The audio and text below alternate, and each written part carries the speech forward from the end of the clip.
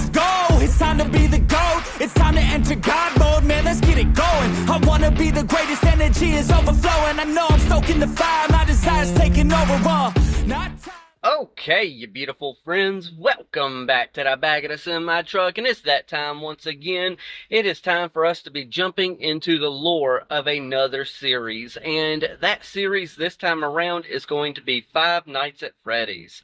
Now, I don't know much about this video game, but from what I do know, it's a lot like pretty much a horror version of if you got stuck at a Chuck E. Cheese back when they used the animatronics. So that's pretty much the gist of what I know. Now, this was also suggested for me to be watching and learning the lore of it and doing a deep dive into that. And the video that we are using this time was also suggested from the same person who suggested doing this. Now, don't get me wrong, I was thinking about doing a Five Nights at Freddy learning the lore video anyway, so this kind of works out perfect. And the video they chose for me to watch was from a channel called, I think I'm pronouncing this correctly, because I think it was more of a play on words than anything with the way they spelled it.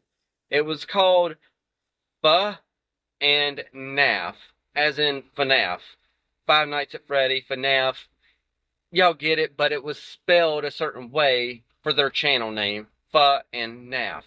And this was, as of recording this, uploaded about 4 months ago. So I'm presuming this is the most up-to-date, story lore video that's out there. Now, with the other thing about this video that they chose was an hour long. So this is going to be a 3-part video where I tackle the first 20 minutes, then the second 20 minutes, and then the third 20 minutes. I'm hoping I ended it in a pretty good spot. Not 100% sure, but from where I was looking at the 20-minute mark, give or take, it sounded like a good spot. I have no context to judge that by, so I'm hoping. Nonetheless, though, as per usual, I will also have links available for people to go check out this video that we are using by itself, as well as a link to the original creator's channel down in the description and in the pinned comment. So please go check that video out first, but let's go ahead and do that thing where we jump into this and do the commentary thing of stopping and starting, and just giving that good old commentary when I find a place that I could stop and just add something to, whether it's like, oh my goodness, I didn't know this. Y'all know how commentary works. Let's just do it in 3, 2, 1, and play. This video contains flashing lights and jump scares. Viewer discretion is advised. Together in one place. Five Nights at Freddy's is a franchise with over a decade's worth of content, spanning countless games, books, and now a movie. There's a reason that no matter whose timeline you watch, they all look different. Making a FNAF timeline is not easy. There are so many ways you can interpret this story, and this is mine. So let's start at the beginning. Balls. Okay, this is usual for me. At about the 30-second mark, I always pause these videos, but it's interesting that he says no matter which FNAF timeline video that you watch, it's always going to be different because it's no one way to interpret the story, which you would think, heck, I didn't even know we were at decades plus at this point, by the way, but you would think that there would be at least something consistent with the storylines from start to finish, because I don't know if I hope he's just going to base everything off the video game. That's what I'm hoping, because if we're adding the books in plus the movie and all these other various things, I think that's going to definitely muddy the water, and I don't really want to muddy the water that much. But where we're starting, which is the very beginning, which is obviously where I want to start. We're getting the storyline of it, not, we're not just getting tidbits, we're getting the story. So we got to start at the beginning. And where he's starting? 1970s. I know we're going to jump to 1983 eventually, because it looked like he had that date on there. 1993. He had that date on there as well. But we're going to jump into the 1970s first. So let's continue and play. Back in the 70s, a company called Fazbear Entertainment got its start by creating different props and mascot costumes for carnivals, and specifically for something called the Fall Fest. The Fall Fest featured various mascot characters, such as a bird, an elephant, and the most popular of all, Fredbear and Bonnie. These specific mascot costumes were so popular, Fazbear Entertainment opened a dedicated restaurant for them called Fredbear's Family Diner, featuring the same Fredbear and Bonnie mascot costumes from the Fall Fest. What Fazbear Entertainment didn't account for, though, was one of their animatronics from the Fall Fest going rogue, ending in a giant fire, with most of everything from the Fall Fest being destroyed.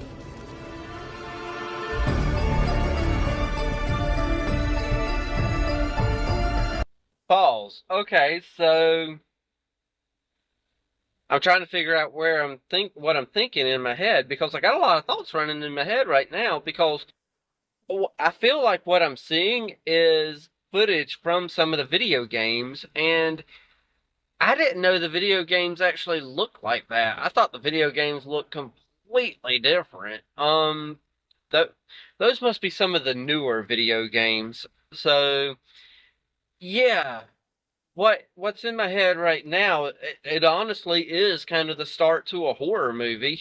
Granted, yes, this is a horror franchise, but this is kind of the start to a horror movie, sitting here saying, you know, started out with some fall festival type stuff, and they had mascots, and all of a sudden, a fire. And then I see a poster for missing children and stuff like that. So it's kind of like, oh, wow, we are really starting out with a lot of stuff happening.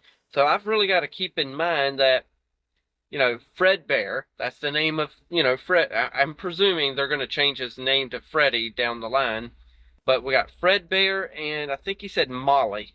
So I got to keep those two names in my head, definitely. So I'm going to let his credits kind of go here, because I think I seen something on the right-hand corner saying edited by. Granted, that might be credits for the video game, and that's just part of the footage that he's using, but it also might be credits for his stuff as well. I'm not sure, but let's just continue and find out. Let's play.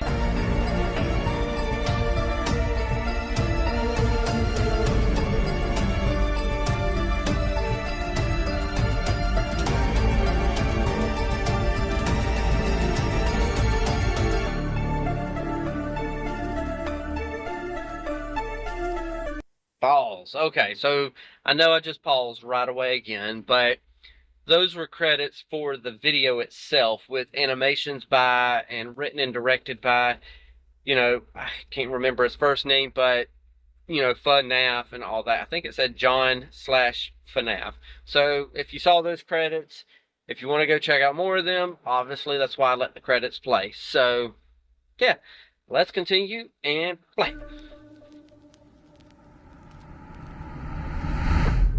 The specifics about the animatronic that went rogue and the fire are unknown, and will likely be revealed next year in FNAF's next big release. Although we don't know much about how this fire occurred, we do know that after the fire, Fazbear Entertainment started phasing out of the mascot costume era. They needed something new. The two men who helped found Fazbear Entertainment, William Afton and Henry Emily, stepped up to the plate. William Afton was mostly the businessman of the two, handling all of the money, while Henry was the more creative one, with him being in charge of building most of the animatronics and props for the company. With the Fall Fest era of the company coming to a close, they were only left with Fredbear's Family Diner, the standalone restaurant created for the Fredbear and Bonnie characters. In order to replace the mascot versions of Fredbear and Bonnie, Henry went to work on new versions of the characters, eventually creating the new Fredbear and Spring Bonnie. The same characters, but with new designs and new suits. Henry called them Springlock suits. These suits are able to double as both an animatronic and a suit that the employees could wear. Pause. Hold on. So this is what you redesigned. Okay, so couple things. Well, no, not a couple things. Well, actually, yeah, a couple things. First thing is the fact that I had the name wrong. It wasn't Molly, it was Bonnie, I think. So there's that. And then the second thing was the simple fact that I was trying to find a good pausing point to where it would show one of the animatronics right there on the screen as I was talking, so I could complain about, hey, you made nightmare fuel. You didn't make a good family-friendly design. That's nightmare fuel right there. And then the third thing that definitely sticks out to me, well, there's two more things that stick out to me right already. Third thing, this feels like a legit, the way they're doing this little storyline and documentary, holy crap, there's 5 things that I got to tackle. The way they're doing this storyline slash documentary sounds like it's an actual real legit documentary, as if this stuff happened in real life. So kudos to whoever, you know, whoever the channel is, John, FNAF, whatever his name is. So kudos to them. Great job so far. And then a fourth thing within this small little clip is the fact that he said there was going to be another game coming out.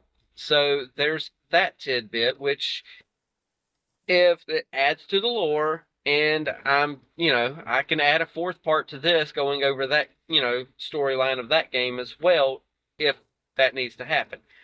And then finally, they did say that this animatronic is kind of a 2-in-1.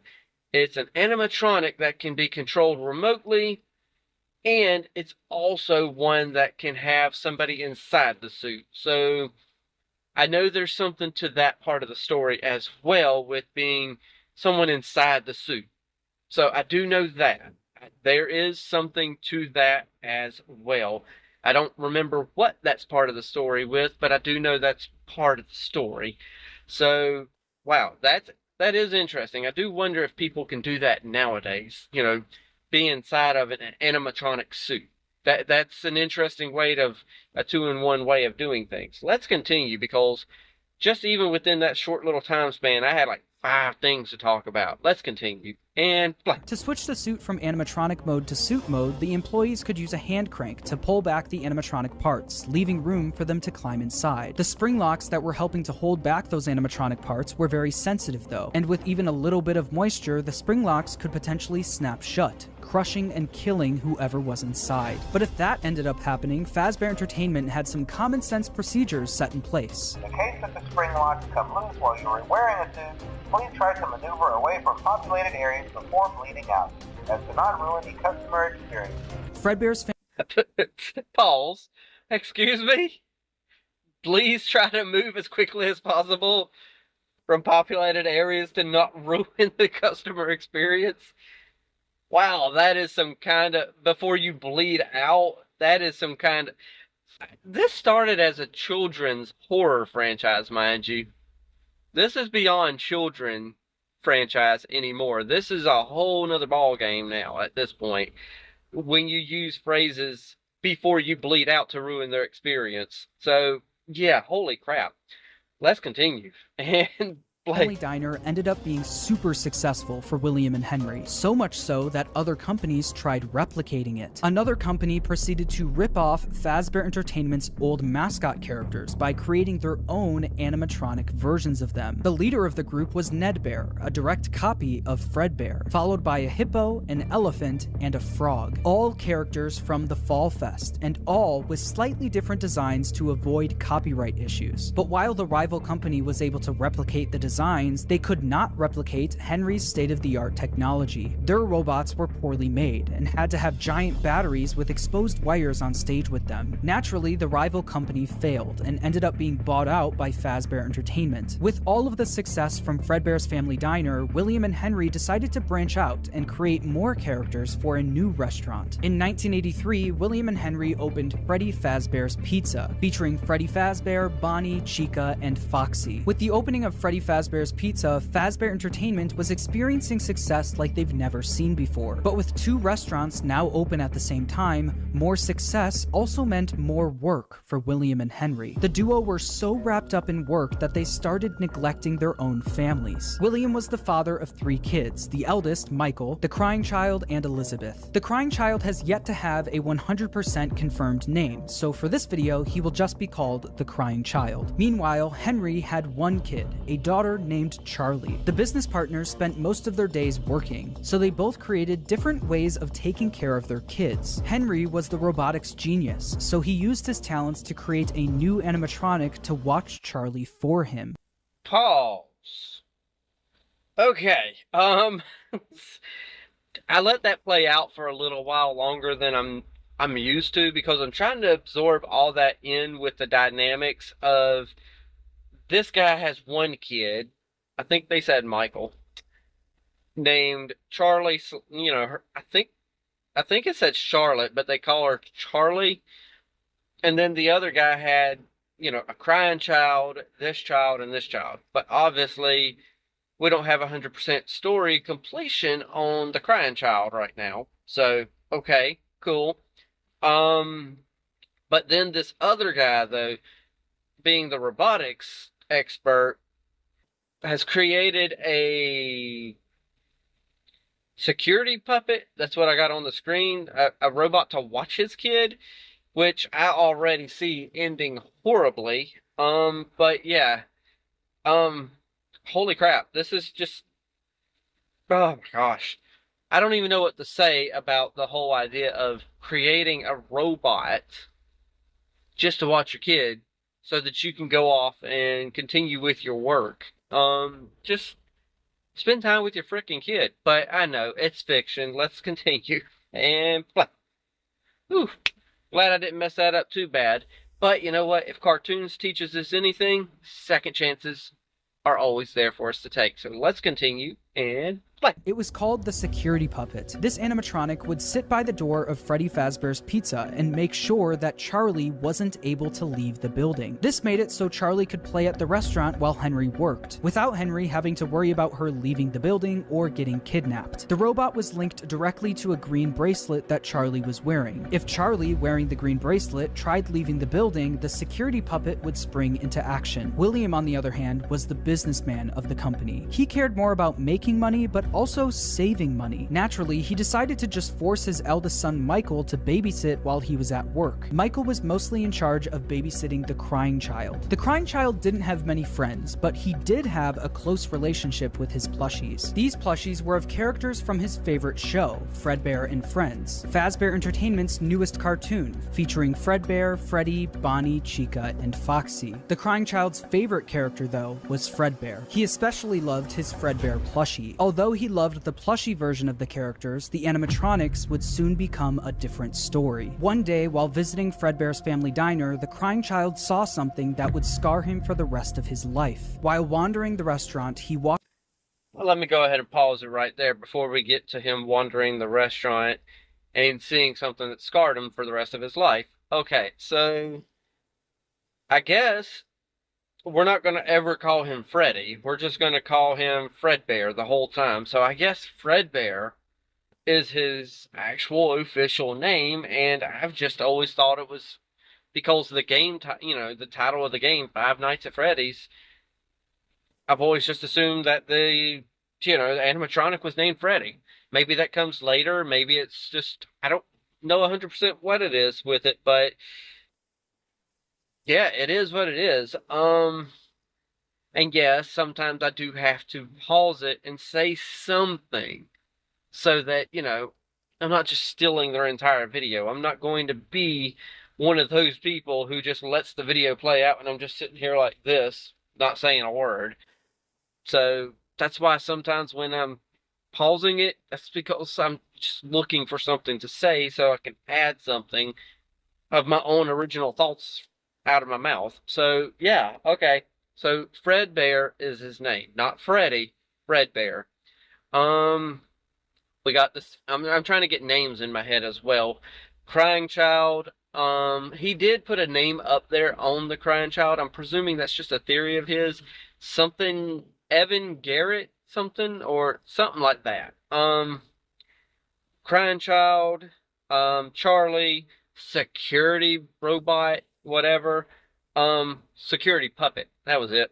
Okay, so we got a lot of information here. let's continue and play. By the employees only room, where an employee accidentally left the door open. Inside the room was his father, William Afton, helping another employee into a spring Bonnie suit. But through the eyes of the crying child, this looked like someone was literally being stuffed into an animatronic suit. The crying child was so young that he wasn't educated on how the mascot characters worked, so seeing a human be put inside of one terrified him. When a child experiences something traumatic, their brain naturally tries finding ways to deal with that trauma. The crying child's way of dealing with his trauma was by creating an imaginary friend. This imaginary friend took the form of the object he loved the most, his Fredbear plushie. His new imaginary friend Fredbear followed him wherever he went, shape-shifting into flowers, hiding behind cars and in the sewers, with nobody being able to see him except for the crying child. Pause. Okay, for me, I actually find that a little bit funny that he saw somebody getting into the suit, but in his mind he's like, "Oh no, they're being stuffed into the suit." Some blah blah blah. I find it funny that a child's. I shouldn't find it funny. I know that's horrible to say, but it's funny to me that a child's mind doesn't work like, "Oh, that's how those suits work."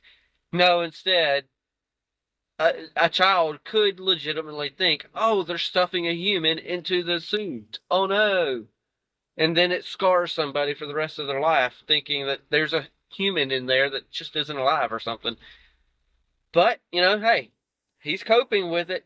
He's got an imaginary friend with the Fredbear plushie that goes everywhere and anywhere with him, whether it's on its own or not. I have no idea. Maybe it's just because maybe the imaginary friend is imaginary. It's the plushie, but imaginary? So, I don't know. Either way, let's continue and play. When the crying child was overwhelmed, the plushie would talk to him and try to calm him down. Even when the plushie wasn't around, it was still able to speak to him because it lived in his mind. While the crying child was dealing with the trauma of seeing what he thinks was someone being stuffed into a suit, his brother Michael was only making it worse. Michael knew about what happened with his younger brother and used it against him. Every day while babysitting the crying child, Michael would put on a foxy mask, hide somewhere in the house, and jump scare his little brother.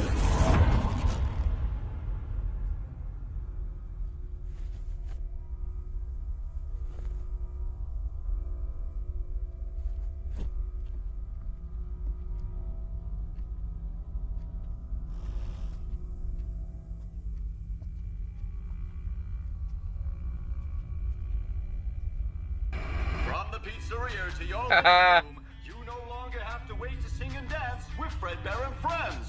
Weeknights at 8/7 Central, only on... Pause. Okay, so I'm trying to watch, like, okay, is it going to be... Because I know the jump scare is coming. I just don't know when it's coming.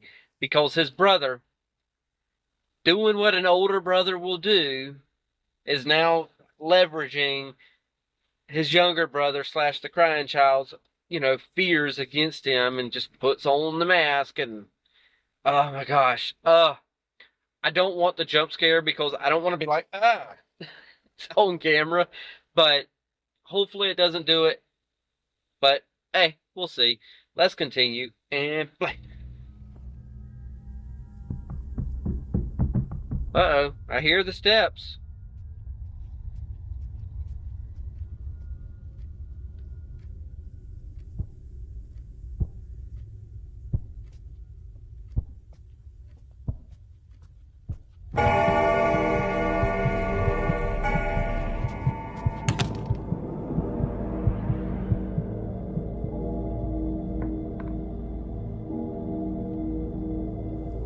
Is it under the bed?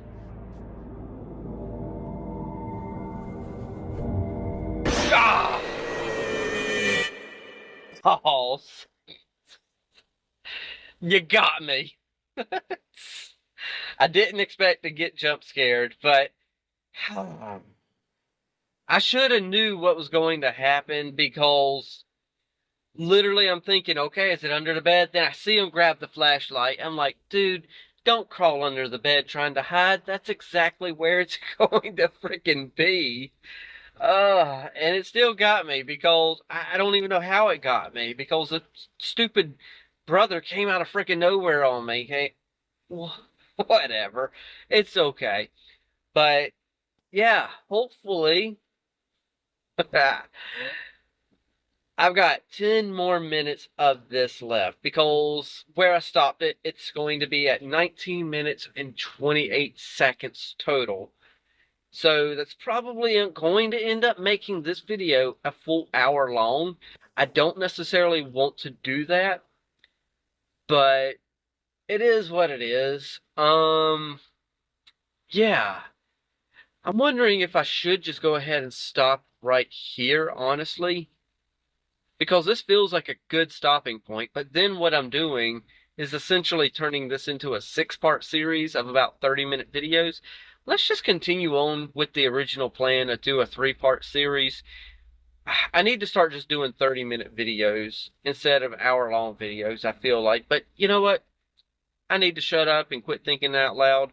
Let's continue this and just knock out this first 20 minutes. Let's continue and play.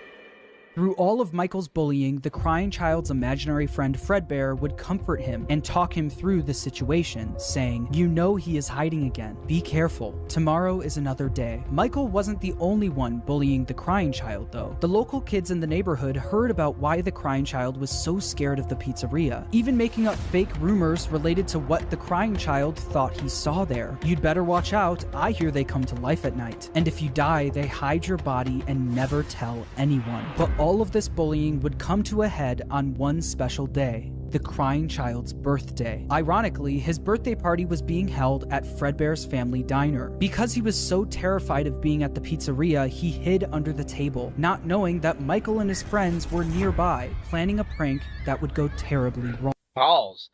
Okay, so first off, obviously they're not his friends if they're planning a prank that's like going to traumatize them that much more. But it doesn't feel like it's irony that they're going to have his birthday party there because his dad likes to save money. So, you know, it's like, hey, this is my restaurant. Let's just go over here and have it. So that makes complete sense. But no, those aren't your friends. So, yeah, we're about to have another jump scare here. Let's see if they can get me a second time. 3, 2, 1, let's continue and play.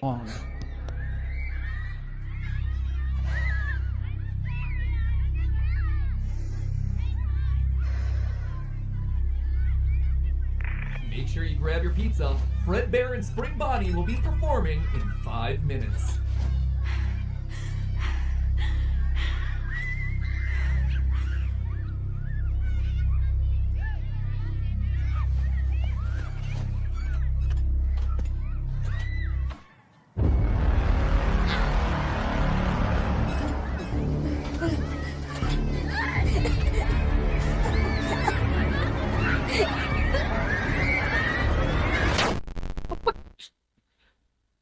Balls. What the heck was that? Thankfully, the mask didn't get me that time. I kind of saw him over there when they turned the camera, but he ran over to Fredbear, and then all he was doing was staring into the mouth of Fredbear. So it's like, I'm trying to figure out what the heck happened here. It doesn't seem like anything happened. Did he get into the suit? Is that what they're implying? And I can't see that happening because obviously he's too small to get into the suit. Yeah, I'm just so confused. Let's let them tell me what happened and continue. So, play. Michael and his friends lifted the crying child up to, quote, give Fredbear a big kiss, and Fredbear bit down on him, leaving his body to go limp. Oh. Michael and his friends... Pause. Oh. That's what happened. They picked him up and put him up there to give him a kiss, and then they clamped down on him like that. Holy crap, y'all aren't his friends. I don't care if y'all are, like, slowing down and, like, thinking about your actions. That is not friendly. Y'all should be able to tell that those things are chomping down, you freaking psychopaths. let's continue and play. Quickly stopped laughing. Because of Michael's immature behavior, his terrified younger brother paid the ultimate price. Although the crying child was badly hurt, he didn't immediately die. Because of the immense brain damage, he slipped into a coma. After being treated at a hospital, the crying child was taken home so he could be comfortable, surrounded by his only friends, his plushies. In the crying child's final moments, Michael decides to apologize for what he's done, saying, "Can you hear me? I don't know if you can hear me. I'm sorry." After Michael speaks, the crying child's imaginary friend Fredbear, created out of the trauma he experienced, continues doing what it's done the whole time. It comforts him, saying, "You're broken. We are still your friends. Do you still believe that? I'm still here. I will put you back together." This would be the final thing the crying child hears before he dies. The crying child's spirit would then live on in the Fredbear suit, the thing that took his life. Okay, pause. Holy crap, that is heck of an image that I paused on. Literally has the crying child in his clamp mouth. Okay, so the spirit of the crying child is going to go into Fredbear? Holy crap. To be fair, his imaginary friends were far better friends to him than his real friends. His real friends and brother suck. Holy crap. Yeah, okay, so is this how Fredbear is going to become alive, or... I know, listen, I know I got a lot of questions as it's happening, but that's kind of the whole point of this experience, is me learning it as I go along. Granted, I know they're just going to answer my questions as it's happening, but I still got them nonetheless. Yeah, so this is how Fredbear ends up coming alive. I'm not 100% sure. And, oh my gosh, let's just continue and find everything out. Play. The crying child's death wasn't just an accident. It was directly caused by Michael's recklessness. This is something that Michael could potentially face jail time for, so it needed to be covered up. Since the crying child was being kept at home, no one else knew that he ended up passing away. So William and Michael ended up burying the crying child's body in the middle of the woods where no one would find him. No tombstone, no flowers, just a pile of dirt, an unmarked grave, and a lifetime's worth of guilt that Michael would have to live with. Shortly after the incident, Fredbear's family diner was quickly shut down, and Fredbear was completely wiped from it. Pause. Hold on. I know we're in 1983, but there is records of this child existing. You know, he had so-called friends.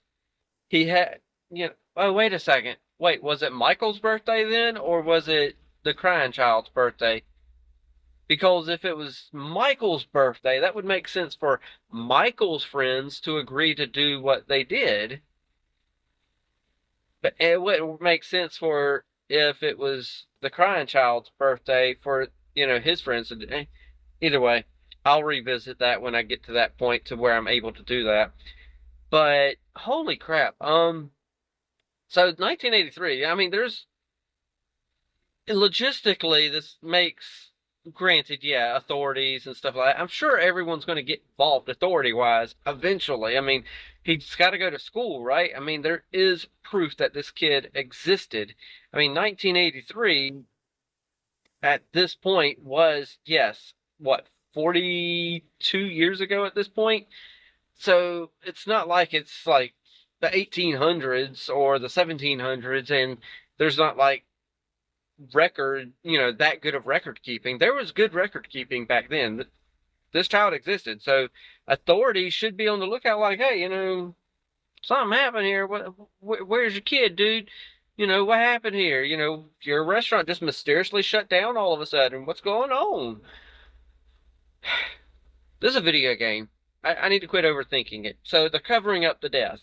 Okay, that's just all kinds of screwed up in general, but they're covering up the death, and that's how they're going to solve this problem. So let's continue and see what comes of all this. And existence. The Fredbear and Friends TV show turned into Freddy and Friends on tour. The Fredbear and Spring Bonnie Springlock suits also ended up being moved into the back room of Freddy Fazbear's Pizza, mainly being used as spare suits if one of the Freddy's animatronics broke down. The death of William Afton's youngest son was a pivotal moment in this story, specifically William Afton's story. This was the first domino to fall. A father losing his son is a traumatic situation, and while any other father would take time to grieve, be sad, and properly deal with such a big loss, William Afton took a different route. Afton definitely was upset about his son dying, but it wasn't because he felt bad for his son, it was because it was embarrassing to him. William Afton was a narcissist. He had little to no empathy. All he cared about was work and comparing himself to his business partner, Henry. Henry had a wife, a kid, and a talent for robotics that Afton was utterly jealous of. The death of the crying child sent Afton over the edge, because while Henry's family was still perfect, his was now broken. Henry and William had different ways of taking care of their kids, and while Afton employing his eldest son failed, Henry's security puppet succeeded. Henry's daughter, Charlie, lived on. Afton had a hard time dealing with this feeling of embarrassment. He started becoming an alcoholic, frequently visiting the local bar called Junior's. One night, though, after drinking a little too much and getting kicked out of the bar, he decided that he was going to settle the score with Henry. Afton, drunk and filled with rage, drove from the bar to Freddy Fazbear's Pizza, where he knew Charlie was being watched over by Henry's.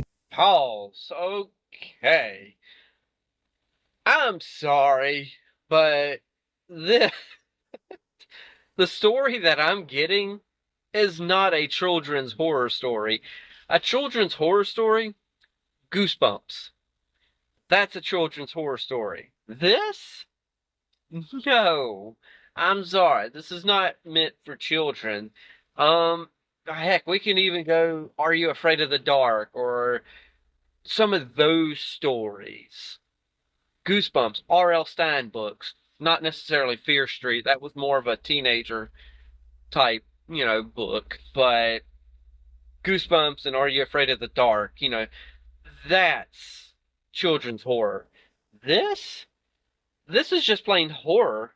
Granted, yes, it's not full-on gore or nothing like that, but the story in general. You got this guy with a kid who's a crying kid. Why he's a crying kid, I don't know. I guess he's constantly crying, or maybe he just looks like he's crying on the, some of the parts of the game, and that's why he's nicknamed the Crying Child. But you got this happening. They cover up his death.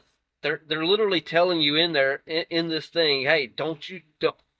If this happens, get out of the sight of other guests so that you don't ruin their experience before you bleed out. Then we get this child, doesn't die initially, but gets clamped down, brain damage. Days, months, weeks later, dead.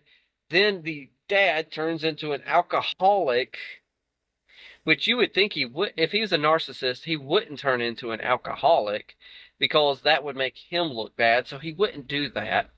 But what happens is he does turn to alcohol, and now what's happening is he's going over here to the park, to whatever, just to kind of mess with the security, just to get back at Charlie for whatever reason, or at least that's what I'm presuming is happening. Why he would want to go after a child, I don't know. But this is not a children's horror game. This is just horror in general. It feels like good storytelling, don't get me wrong, but it's not for children.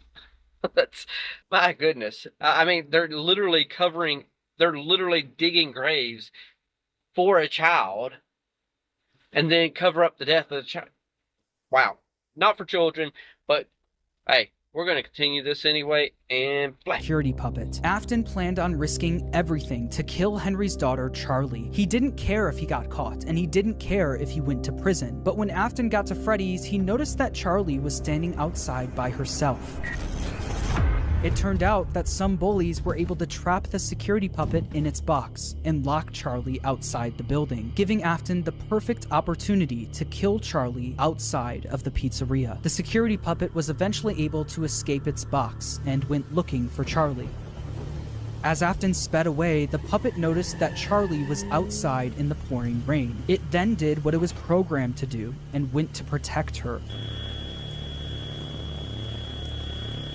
But as the puppet got closer to Charlie's body, the rain started making it short circuit. It was forced to crawl its way over to her until the rain got to be too much and the puppet shut down right next to Charlie's body. While Charlie and the puppet lay lifeless next to each other, Afton was speeding home, driving right past where he buried his son and the bar he got kicked out of. When Afton got home, he was met with his wife sitting in the living room watching TV and Michael in his bedroom. Afton was a drunk and abusive father and fully blamed Michael for what happened to his youngest son. Mrs. Afton tells him to leave Michael alone because he's had a tough day, but Afton doesn't listen. He goes over to Michael's room and balls. Okay. So like I said a second ago, not a children's horror game. I don't know where I got this idea from in my head that, oh, it's probably because a lot of the books are in the kids section. Holy crap. This is not a children's horror game. I don't care what anybody says.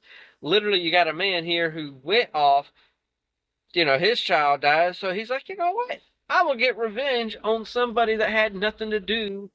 Oh, wait. I could see kind of where his mind is going, because technically it was Fredbear's mechanics and puppetry that killed his child. So, okay, I kind of see, the gears turning and how he would blame the other guy for the death of his son. So that then instigates him. As I said, keep this in mind when I'm saying this. Not a children's horror game. / whatever you want to say. Literally, he then has it go through his mind. He's going to then go and kill Charlie, who has absolutely nothing to do with anything. And then speeds off, goes home. He's now beating on the door of his son. I'm at the point now where I'm going to put 2 and 2 together and say he's about to kill his son. And then after he does that, he's probably going to do the same thing to his wife. And it's like, oh my gosh, how is this considered for children? It's not. You know what's considered for children? Barney. Well, okay. Maybe that's a little too childlike. SpongeBob, Goosebumps, Are You Afraid of the Dark? Mr. Rogers. Then again, I still watch Mr. Rogers, so I can't really say that for sure. Pretty much any PBS show. No. Yeah. If the kids were still kids at the house, I would not be letting them play this game, because it's not meant for children. They're adults now. I don't care what they do, so pounds on the door, only for the door to be locked. He then makes his way around the house to try and find a way in from the outside. But once he gets to Michael's bedroom window, he notices that it's broken, and Michael was gone. Michael was so upset by what he did to his brother that he would sometimes see visions of Fredbear appear and disappear. Tonight, Fredbear appeared outside his bedroom window, and it almost felt like his brother was calling out to him from beyond the grave. This would happen frequently, and every time it did, Michael would run to the spot where they buried his younger brother, only to find that nothing had changed. His younger brother was still gone and buried in the ground. Afton knew Michael did this often, saying, "Ran off to that place again. He will be sorry when he gets back." The guilt of killing his younger brother haunted Michael in his real life, but also in his dreams. Michael would constantly have nightmares about the animatronic that took his brother's life. These were the exact same nightmares his younger brother used to have every night, now passed on to him.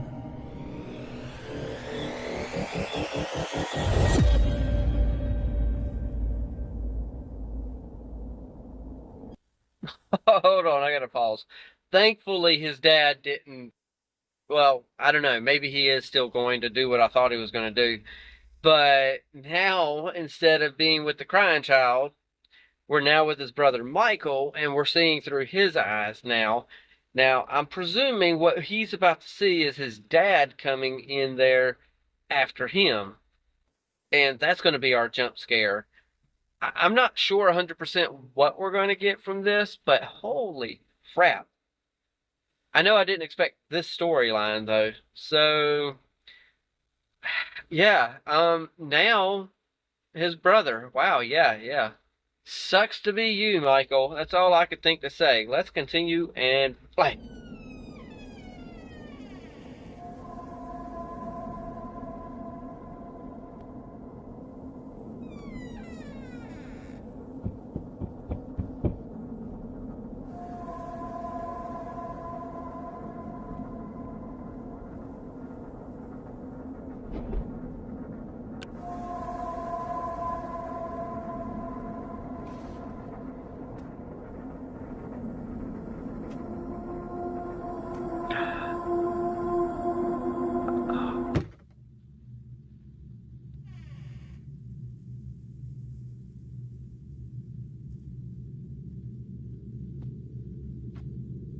Is this a dream or a nightmare? What do we got going on here?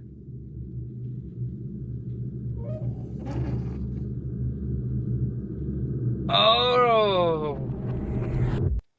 that is all kinds of creepy right there. Holy crap. Granted, yeah, I pause on a black screen, but holy crap, seeing that bear open jaw like that is kind of pretty freaking creepy because they look like teeth. Holy crap. Jeez. I don't know what to say if I was his brother. So, I don't know where this story is going, but as of where I've got it paused, we've got 2 minutes left from where I cut off the rest of his video. And then, of course, we're going to go and do, you know, whatever from there. But, yeah. Holy crap. Well, let's continue. Play. After the death of Charlie, Fazbear Entertainment tried their best at covering it up. Fortunately for them and for William, the crime was committed outside, where no one was around to witness it. William was able to get away with everything, while Fazbear Entertainment never spoke of the incident again. The security puppet was quickly moved to the back room of Freddy Fazbear's Pizza, where the retired Fredbear and Spring Bonnie suits resided. But something was different about the security puppet. Dark tears now appeared on the mask of the animatronic. Dark tears that weren't there before. This is something that Afton quickly noticed the next day when he went into work. He'd heard about what happened moments after he sped off. He knew the security puppet was found laying next to Charlie's body. So does that mean Charlie's soul now resided in the puppet? William definitely noticed that the puppet looked different, almost like it was haunted, almost like it was thinking. Other employees would eventually notice the same thing. I'll be honest, I never liked that puppet thing. It's always thinking, and it can go anywhere. After realizing the security puppet may be possessed by the spirit of Charlie, Afton went back and looked at the crying child's Fredbear plushie, only to find that it also seemed to be haunted. The crying child feared for his life every single day, and that plushie was something he was able to cry and pour his agony into. Afton believed that this is what caused the plushie to appear haunted. It wasn't made alive by the spirit of his son, it was made alive by the agony and fear his son poured into it. Afton quickly became obsessed with the concept of haunted objects, and more specifically, the power of human emotion. He needed to find out if this is something he could take advantage of. Afton then used all of his money he made from Fredbear's and Freddy Fazbear's Pizza to build a giant underground facility directly under his house. It was here that he would try to recreate what happened with his son, to recreate the fear and agony he experienced. In order to do this, Afton didn't take any chances. He needed to replicate exactly what his son went through every day. In order to do this, Afton built a replica of his house underground, along with his son's daily walk to Fredbear's family dining. So that's where I cut it off, and I feel like that was a pretty good cutoff point, because what is done for me now is get me to be like, okay, so I've ended part one with me being like, holy crap, this guy here, he's went off the deep end with killing, his business partner's child. And now he's went off the deep end and said, you know what? this amount of emotions from my kid did this to this puppet and caused it to be haunted? I wonder if we can recreate this. So now he's spending all this money just to recreate the fact that he's trying to, I guess, get another thing to be haunted. Because he also knows that the security puppet feels like it's now haunted by, Charlie. So he's trying to recreate this. For what exactly? I'm not sure. It feels like he's trying to recreate and make it where the animatronics might become haunted, because I know eventually something happens to these animatronics because I know there's obviously also more to the story because they reopen stuff and all that stuff, I think. Not 100% sure, but that can't just be the storyline and that's the end. I feel like they reopen stuff. I feel like I've heard about some of this stuff. Granted, I don't know everything. I do know that there is a lot to the story. There is one creator that I followed, believe it or not, somehow it ties to Chris Chan, but he does a lot of Chris Chan material. If you don't know who Chris Chan is, don't search Chris Chan. But he did one video.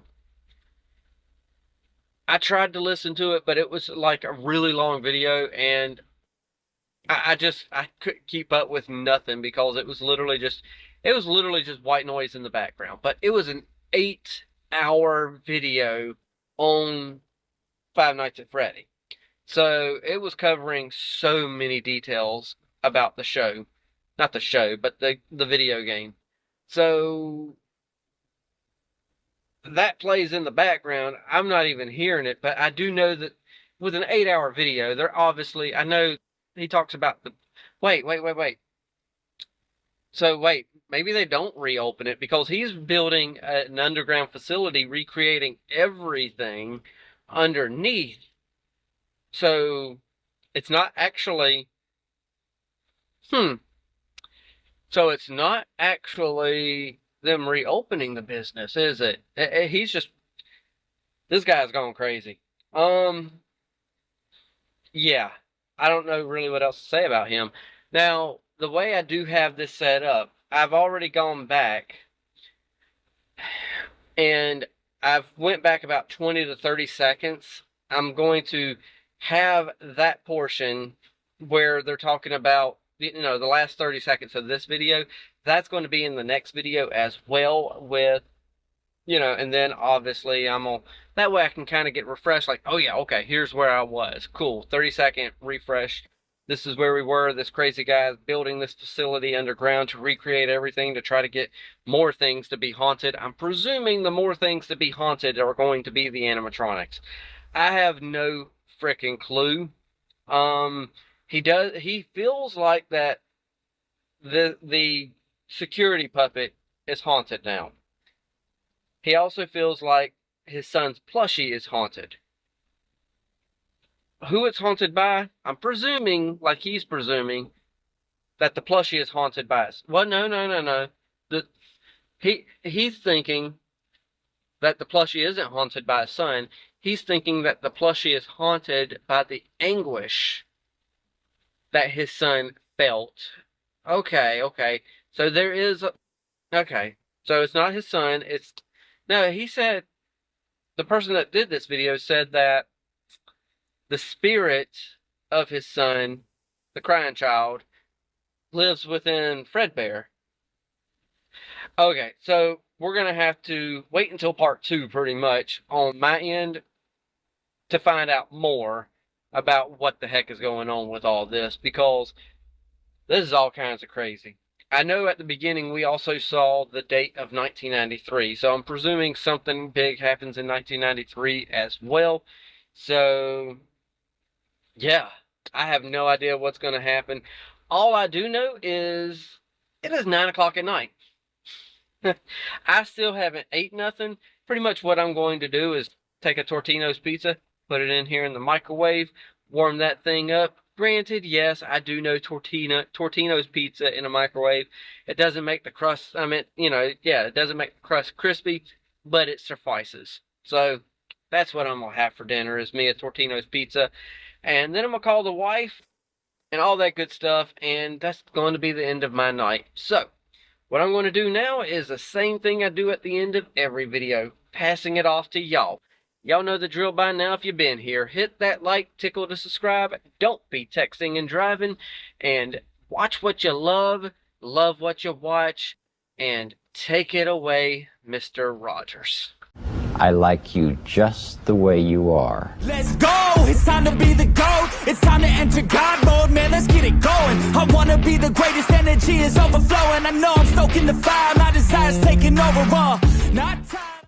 Okay, you beautiful friends, welcome back to the back of the semi-truck, and you could tell by the thumbnail, you could tell by the title, we are jumping into our part 2 of learning the lore of the story that is Five Nights at Freddy's. And where we last left off, we were now in the part where they're making the whole thing of, you know, Freddy Fazbear, no, not that. I can't remember what the whole Chuck E. Cheese knockoff place was called, honestly. It'll come back to me once we hit play. But we were at the point where now we're going to recreate all of this down in a basement area type thing. So, yes, we're going to hear a little bit of that here at the beginning, just to kind of make it where I could transition into, you know, the rest of the thing, because it's hard to find a transition spot where we could just stop these things sometimes. So this whole video that we're watching is total an hour long. So what I did was cut it up into 3 parts, roughly 19-20 minutes a piece, and this one's about 20 minutes, and it's hard to know where to cut these things. So that's what we did. Now we're about to jump into part 2 though. So yeah, this is the middle of the video, and as per usual, if you are staying around listening to this opening monologue here, if you want to watch this video that we're watching so you got full context, go ahead. It's down in the description and the pinned comment as well. So you'll have a link to this specific video as well as a link to their channel. Who's doing this is honestly, I can't remember. I hate saying it that way, but I just can't remember. But I will get the links. It will be provided. Fun Friday? I can't remember. It'll come back to me. Let's just start this instead of sitting here talking about that. Let's start this. 3, 2, 1, and play. In order to do this, Afton didn't take any chances. He needed to replicate exactly what his son went through every day. In order to do this, Afton built a replica of his house underground, along with his son's daily walk to Fredbear's family diner. He also built a makeshift bedroom where he could force kids to have the same nightmare every night. Afton would sit in his office watching them on the cameras that could be accessed using the passcode 1983, the year his son got bit. He also kept the crying child's Fredbear plushie on the desk as a reminder of what he was trying to replicate. In the makeshift bedroom, there were dummy animatronics that wheeled down the hallway.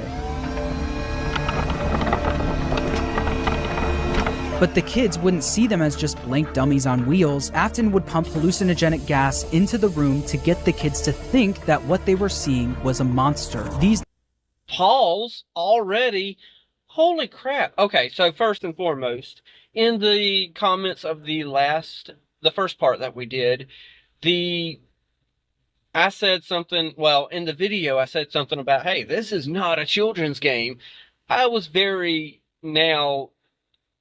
well aware now, thanks to the comments in the last video, that this wasn't even meant to be a kid's game in the beginning. This was, kids just for some reason happened to find it, and lo and behold, kids like it, and parents let their kids play it. And here we are with another example. Parents, this is not a kid's game. This guy here is maniacal. He is pumping people full of hallucinogens making them think they're seeing monsters. Holy crap, this would be terrifying if it happened in real life. If it's a game, okay, you might get a jump scare, but let's be real, it ain't that terrifying. But, good gosh, it's not a kid's game. Oh, and then the books. In the comments of the last video, they gave examples of some of the stories. Holy crap. I might actually have to do something about, like, going over one of those books, too. That would be just crazy, because I heard about an animatronic getting pregnant, and it was crazy. Let's continue.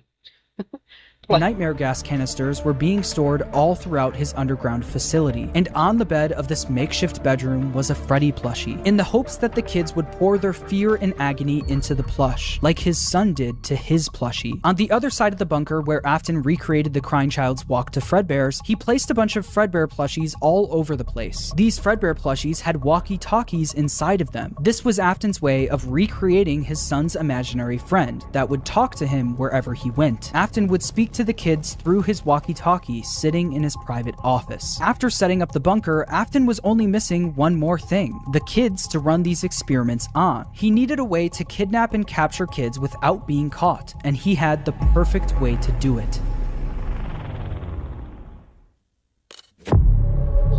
The show will begin momentarily. Everyone, please stay in your seats. Enter Circus Baby and the Funtime animatronics. These robots... Pause. Oh, gosh. Now, we got a new one? Circus Baby? I was searching up, like 30 minutes of circus music. This is one of the things that popped up was circus music for Five Nights at Freddy. And no, I'm not going to go into details on, why I needed circus music. It's for a secondary channel that I know for sure y'all do not care about. But this was one of the things that popped up, was circus music, because of Circus Baby? It's okay. Well, we still got Fredbear back there to the left, and he's holding a puppet, which I think it was Bonnie Bunny. I know it was something, but then we also have two more back there. I've seen the one on the right. Not familiar with the name. I'm horrible with names, by the way. But I've seen the one on the right. But this one's new. I don't remember ever seeing Circus Baby, or whatever they call her. Either way, now that makes sense as to why I got 30 minutes to an hour loop of whatever their music is. So... okay, let's continue. Robots were specifically built by Afton to capture kids, featuring Circus Baby, Funtime Freddy, Funtime Foxy, and Ballora. They feature advanced technologies such as parental tracking, voice mimicking / luring, and storage tanks. Circus Baby, the star of the group, was even able to make ice cream as a way to lure kids to her. Once the kid got too close, a giant claw would reach out, grab them, and lock them in the animatronics storage tank. Some of the board members from Fazbear Entertainment were suspicious of these new animatronics. She can dance. She can sing. She's equipped with a built-in helium tank for inflating balloons right at her fingertips. She can take song requests. She can even dispense ice cream. With all due respect, those aren't the design choices we were curious about, Mr. Afton. Afton even created a new restaurant for these animatronics called Circus Baby's Pizza World. Elizabeth, William Afton's daughter, was fascinated by Circus Baby. All she wanted to do was play with her, but Afton wouldn't let her. Daddy, why won't you let me play with her? We let the other children go see her. Why won't you let me go? Because it's creepy. They've got a design in there big enough to store you. It's creepy. That's why you can't go play with her. Let's play. He strictly told her to stay away from the animatronic, but one day, she didn't listen. On the opening day of Circus Baby's Pizza World, another domino would fall in Afton's life, and Elizabeth would soon be the victim of his terrible misdeeds. I can do something special. Did you know that? I can make ice cream. although I only did it once. What a wonderful day, though. I was in a small room with balloons and a few tables. I would always count the children. I'm not sure why. They usually played together in groups of 2 or 3. There were 4, then 3, then 2, then 1. Time to play.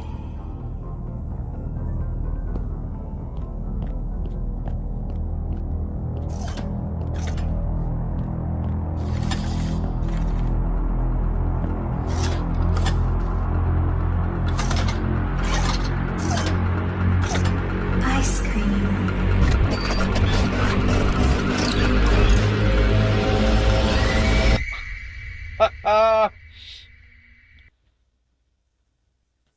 It got her. But what I feel like is happening there is the robot's kind of getting a little bit of sentience to it. Like, she's wanting to play with these children, but her programming is making it where she's kidnapping them. And it's like, I once made some ice cream for a kid, but then they disappeared, and then it went down to 4 children, then 3, then 2, then 1, and it's like she wants to play with them. It feels like she's becoming sentient. So I don't know. I don't know. The clown one's a little bit creepy, so I can't think of nothing else to add there. So let's continue this. Play. Something happened when there was one. I was no longer myself. There was screaming for a moment, but only for a moment. In an instant, Elizabeth was grabbed by Circus Baby and thrown into her stomach hatch. The sheer force of her being grabbed and thrown into the robot's storage tank was enough to kill her almost instantly. This is something that William wasn't able to test. That was until his daughter became the test. William Afton now lost another one of his kids, but this time it was all his fault. After just one day of being open, Circus Baby's Pizza World was shut down. Afton covered up the incident by telling the public that the restaurant shut down due to gas leaks. But not everyone bought that story. The local newspaper wrote about the incident, saying, in other news, the grand opening of Circus Baby's Pizza World has apparently been cancelled due to reported gas leaks in the building. Sources close to the establishment questioned the report, saying that strange activity around the area at night suggests something else is to blame. One local is quoted as saying, everything just stopped. There was so much excitement built around this place opening, and then they just stopped talking about it. A tenant from across the street claims to have witnessed a large group of cars surrounding the building during the night, and large pieces of equipment being taken out of the building under tarps. A few weeks later, the building was for sale. There is no comment yet from the local entrepreneur who financed the venture. Pause. Okay, so obvious reasons why there was tarps, because they had to kind of cover up some stuff there. But now I'm kind of getting scared for Michael's well-being. If I'm correct, that's, the crying, child's brother. I'm slash his son. I'm kind of getting a little scared for his well-being, because we've already had the crying child die. We've now had his daughter die. So that leaves only one child left. So hence the reason why I'm kind of getting a little like, okay, we're going to have to calm down on your little experiments here, my dude. So you might want to slow your roll when you're trying to figure all this stuff out, and just stop before you get rid of everyone you love in your life. It boggles my mind. I don't, as much as Michael, what he did, yes, to the crying child, since we don't have a name, and I'm told nobody's had a name for him for a decade now. I don't like what Michael and his friends did, but at the same time, they never expected what happened to happen. So I feel bad for him, definitely. Let's continue. That local entrepreneur, William Afton, successfully covered up everything. He was able to bring Circus Baby and the Funtime animatronics back down into his bunker, but once he got them there, he noticed something was different about Circus Baby. One distinct feature about Circus Baby was her blue eyes, but what once was blue eyes now were green, the same color as Elizabeth's. In that moment, he knew that his daughter's soul attached itself to the robot. Her soul lived on in Circus Baby. Afton knew that the way Charlie went on to possess the puppet was sloppy, and it was hard to recreate without getting caught. But what if the kids' bodies were hidden where no one would ever look? What if, just like his daughter, their bodies were stuffed into the animatronics? For Afton, Elizabeth's death quickly went from just another inconvenience to a scientific breakthrough. Afton was one step closer to harnessing the power of life itself. But one successful experiment wasn't enough. Just like the fear experiments he built in the bunker, he needed to replicate exactly what happened. He needed to recreate the accident, and he knew exactly how he was going to do it. Using the Funtime animatronics again wasn't an option. Circus Baby's Pizza World was shut down, and the public was already getting too suspicious of the animatronic. False. Okay, so that means, I know I'm pausing and getting ahead of them, but that means, obviously, they're going to, or he's going to create more animatronics and create a whole new scenario, and hopefully, because this guy does not care about his children that much, obviously, or he would be a little sad. That means now Michael's probably going to be the next victim, but since we have a name for Michael, then again we had a name for the daughter. So I don't know. I don't know who his next victim is going to be. So let's find out. Play. But he didn't need the Funtime animatronics. He was going to run the experiment himself. On June 26, 1985, William Afton made his way to Freddy Fazbear's Pizza. There, he would put on the old Spring Bonnie suit from Fredbear's to lure 5 kids into the back room. Took a swim with my new friend. Didn't care, I jumped right.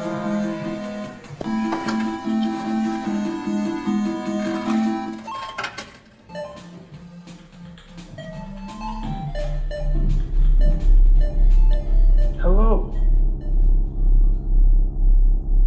Looking for a friend? He said, the water's clear, come swim with me.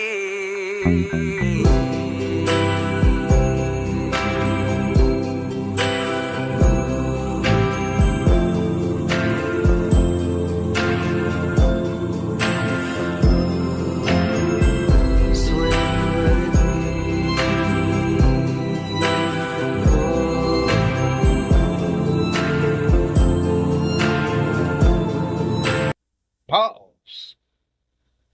So, yeah, this scene isn't creepy at all.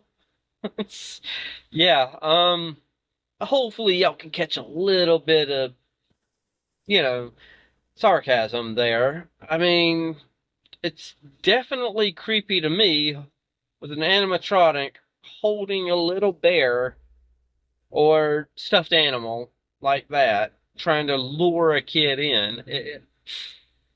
Yeah, holy crap. Very creepy. My goodness.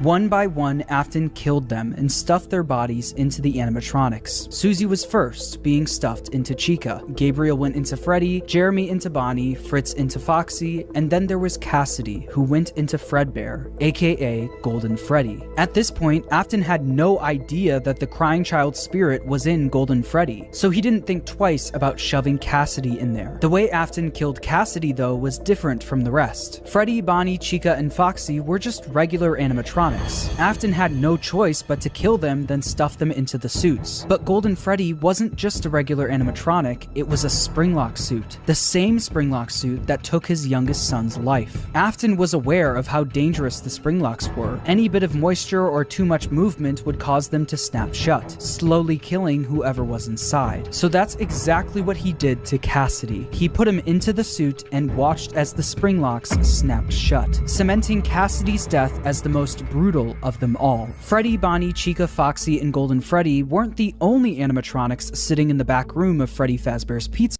Pause.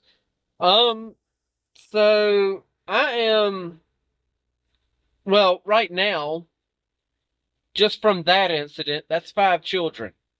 Oh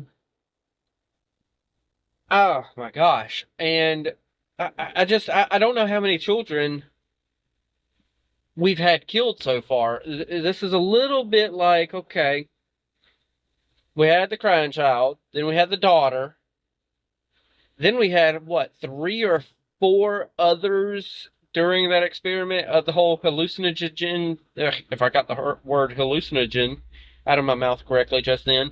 Then we had like 3 or 4 of them. So that's like 5 right there. And then we got 5 here. We got like 10 kids that have died here. And one of them, brutally, I don't know how there's even a movie about this. Granted, yeah, I know the movie's rated R, and they could show some brutality, but that one there, how are they going to show children getting killed like this? This is a little bit nutty. Considering it's a Springlock suit, he had to put the kid in the Springlock suit and then put water on it for it to just snap and crush.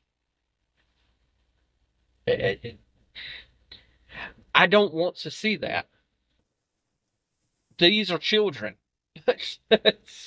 I don't even want to think about it. Thankfully, they're fictional children, and it's like, okay, they're fictional. It's not that big a deal. But it's like, jeez, this is brutal. Let's continue.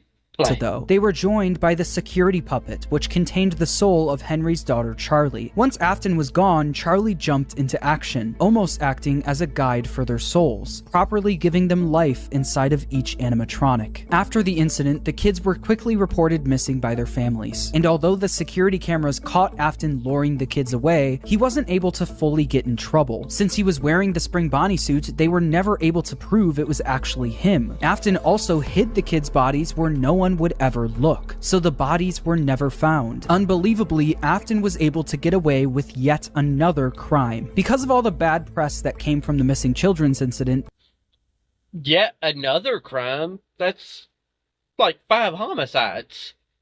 That's more than one crime. That's more than yet another crime.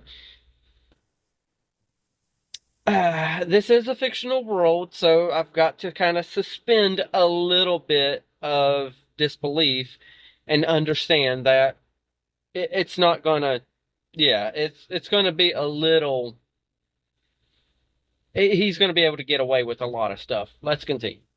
People stopped coming to the pizzeria. After months of customers no longer showing up, Fazbear Entertainment officially shut down Freddy Fazbear's Pizza. Shortly after the pizzeria shut down, Afton decided to pull the Funtime animatronics out of retirement and finally get his underground facility fully operational. He knew he couldn't try opening another Circus Babies restaurant, so he had a new idea. Due to the massive success, and even more so the unfortunate closing of Freddy Fazbear's Pizza, it was clear that the stage was set, no pun intended, for another contender in children's entertainment. Unlike most entertainment venues, our robotic entertainers are rented out for private parties during the day. Afton opened Circus Babies Entertainment and Rental. This way, he could rent out the Funtime animatronics to local birthday parties, capture kids, and bring them back to his underground bunker to be Pause.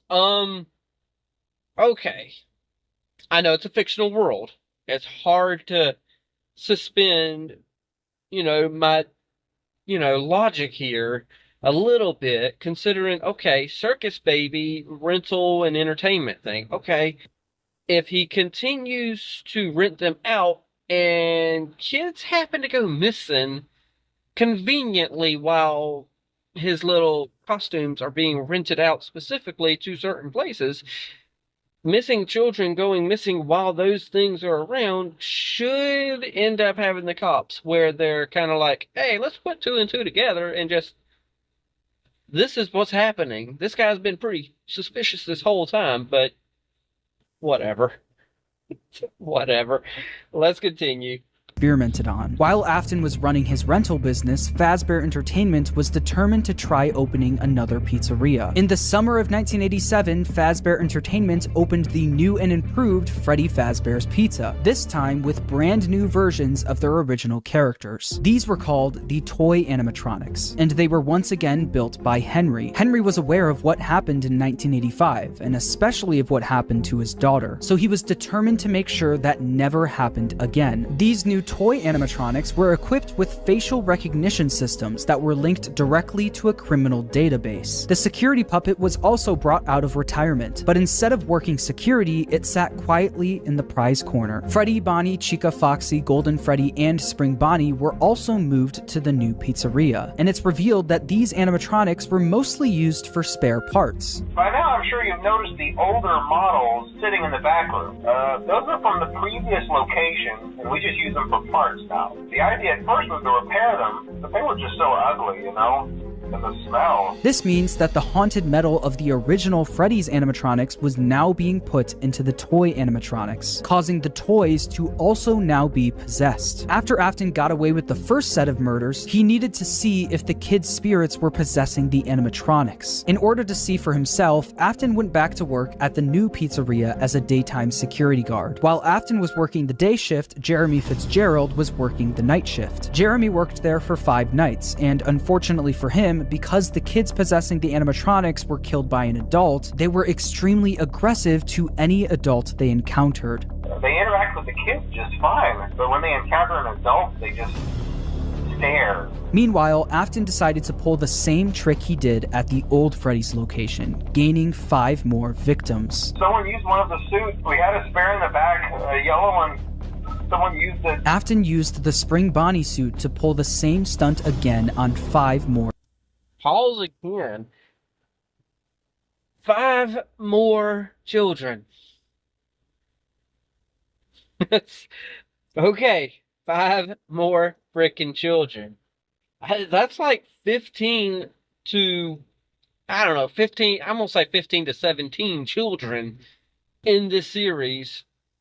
And I'm a little over half the video done. I'm not halfway finished with this one. But I'm the full 60-minute overview of the storyline, I'm a little over halfway through with it. And that's already 15 to 17 different children that have been just bloop, done. So, and yes, I have a feeling that if I'm not careful, this video might become age restricted with the amount that I'm talking about children getting killed, but it's Five Nights at Freddy, so maybe they won't like age restrict it. If they do, then I'll just put in the appeal and say, hey, you know, look, this is Five Nights at Freddy. Kids are playing this freaking thing. Let's continue.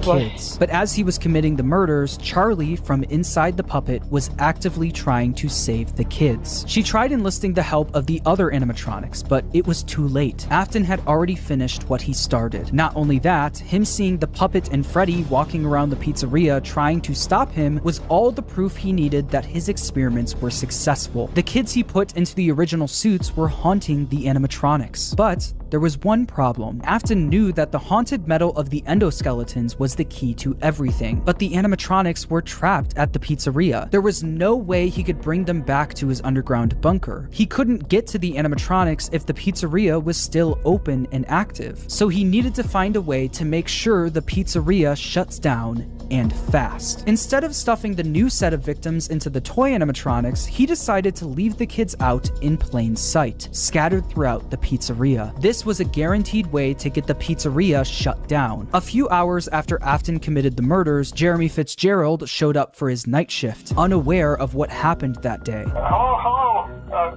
What on earth are you doing there? Didn't you get the memo? The place is closed down, at least for a while. Listen, just finish your shift.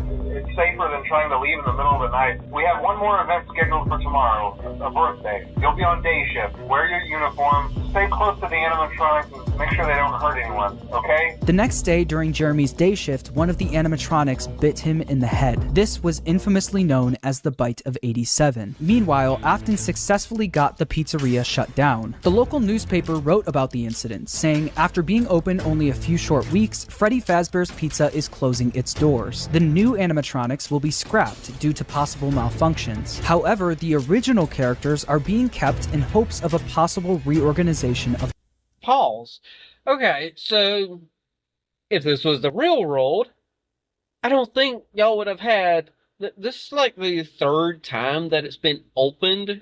It's getting...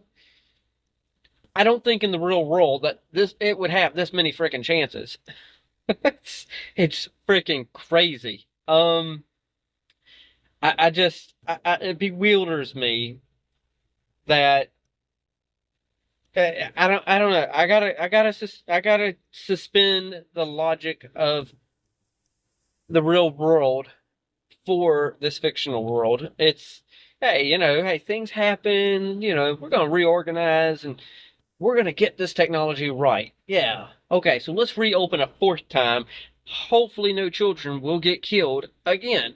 Let's play. Company. Since the toy animatronics were now being scrapped, he knew he could get away with taking their endoskeletons. But he also knew that he couldn't risk showing his face at the pizzeria again, so he got his oldest son, Michael, to do the work for him. William was easily able to get Michael to do whatever he wanted. William was abusive and manipulative, while Michael was haunted by the guilt of what he did to his younger brother. Because of this, Michael basically acted as William's puppet. Michael showed up for the night shift at the now closed Freddy Fazbear's Pizza under a code name, Fritz Smith. At the end of his shift, he would successfully steal the toy animatronics endoskeletons for his father, causing him to get fired his first day on the job due to tampering with the animatronics. As it said in the local newspaper, while Fazbear Entertainment scrapped the toy animatronics, the original Freddy, Bonnie, Chica, and Foxy were going to be fixed up and reused. And that's exactly what they did. After the 1987 Freddy's location shut down, they opened yet another location, this time using the exact same building as the first Freddy Fazbear's Pizza. As you can imagine, this didn't work out great for the business. People already had a bad impression of Fazbear Entertainment, so using the same building that the original murders took place in didn't help business. Customers barely showed up to the new pizzeria, leading it to shut down by the end of 1993. Although this was bad news for Fazbear Entertainment, this was great news for William Afton. Afton was able to acquire the endos of the...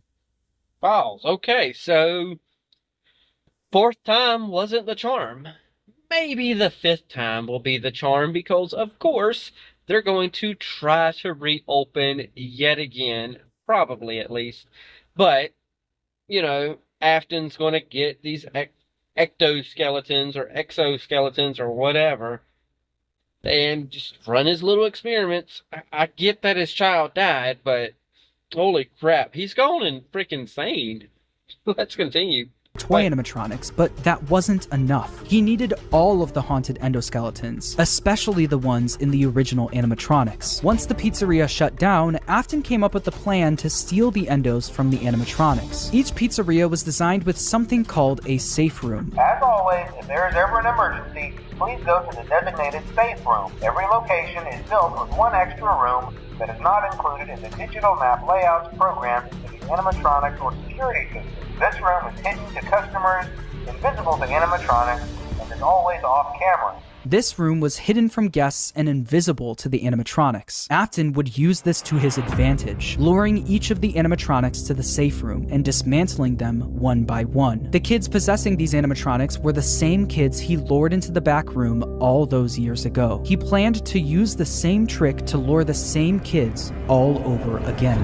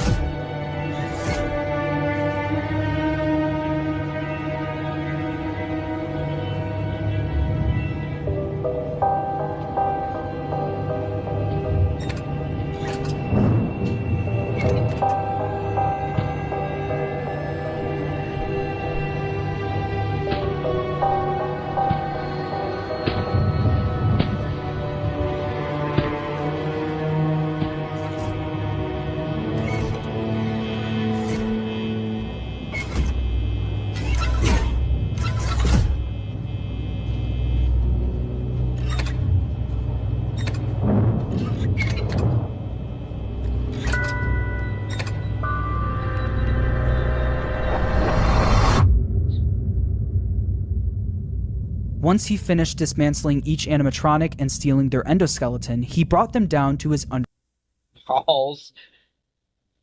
Oh my gosh. Okay, so these kids have been through hell with this man. Holy crap.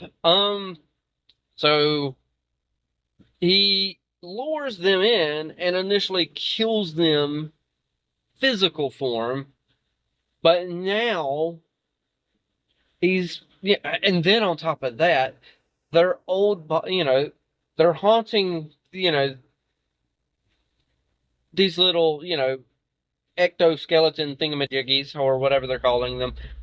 They're haunting that, but then they were also used for spare parts for the new ones. And so that means they're kind of here and there and everywhere. They're feeling broken up and all this stuff. And then now he does it to them again and now steals the ectoskeletons again. It's just, oh my gosh. The amount of torture, even after dying, these kids are going through is crazy. But this is where, he's going to take them down to the basement and this and that. We've got like a minute and a half left on where I cut it out. So I'm more than likely going to let this just play the rest of the way through. Because if I remember correctly where I kind of cut it, I think it was kind of like on a cutscene. So it's going to kind of, and then on the next, part 3 that we do of this, I'm going to kind of rewatch that cutscene to kind of refresh myself as well. So let's let this play out and see what happens. where he would melt them all down into one liquid substance called Remnant. Not only did Afton rob these kids of their lives, he would use their souls long after they're gone for his own personal gain. Before that starts, yes, I paused it already. Okay, before that starts, he melted all the metal down. So now their 4 souls are kind of just intertwined together. And is he going to what? I'm a little flabbergasted. So let's just let this 1 minute play out, and I'll just give my afterthoughts. And I don't know what I'm gonna do after that. I might try to do some spray painting or something. And yes, that's a bit random, but I've got a reason for all the spray paint. Let's continue and play.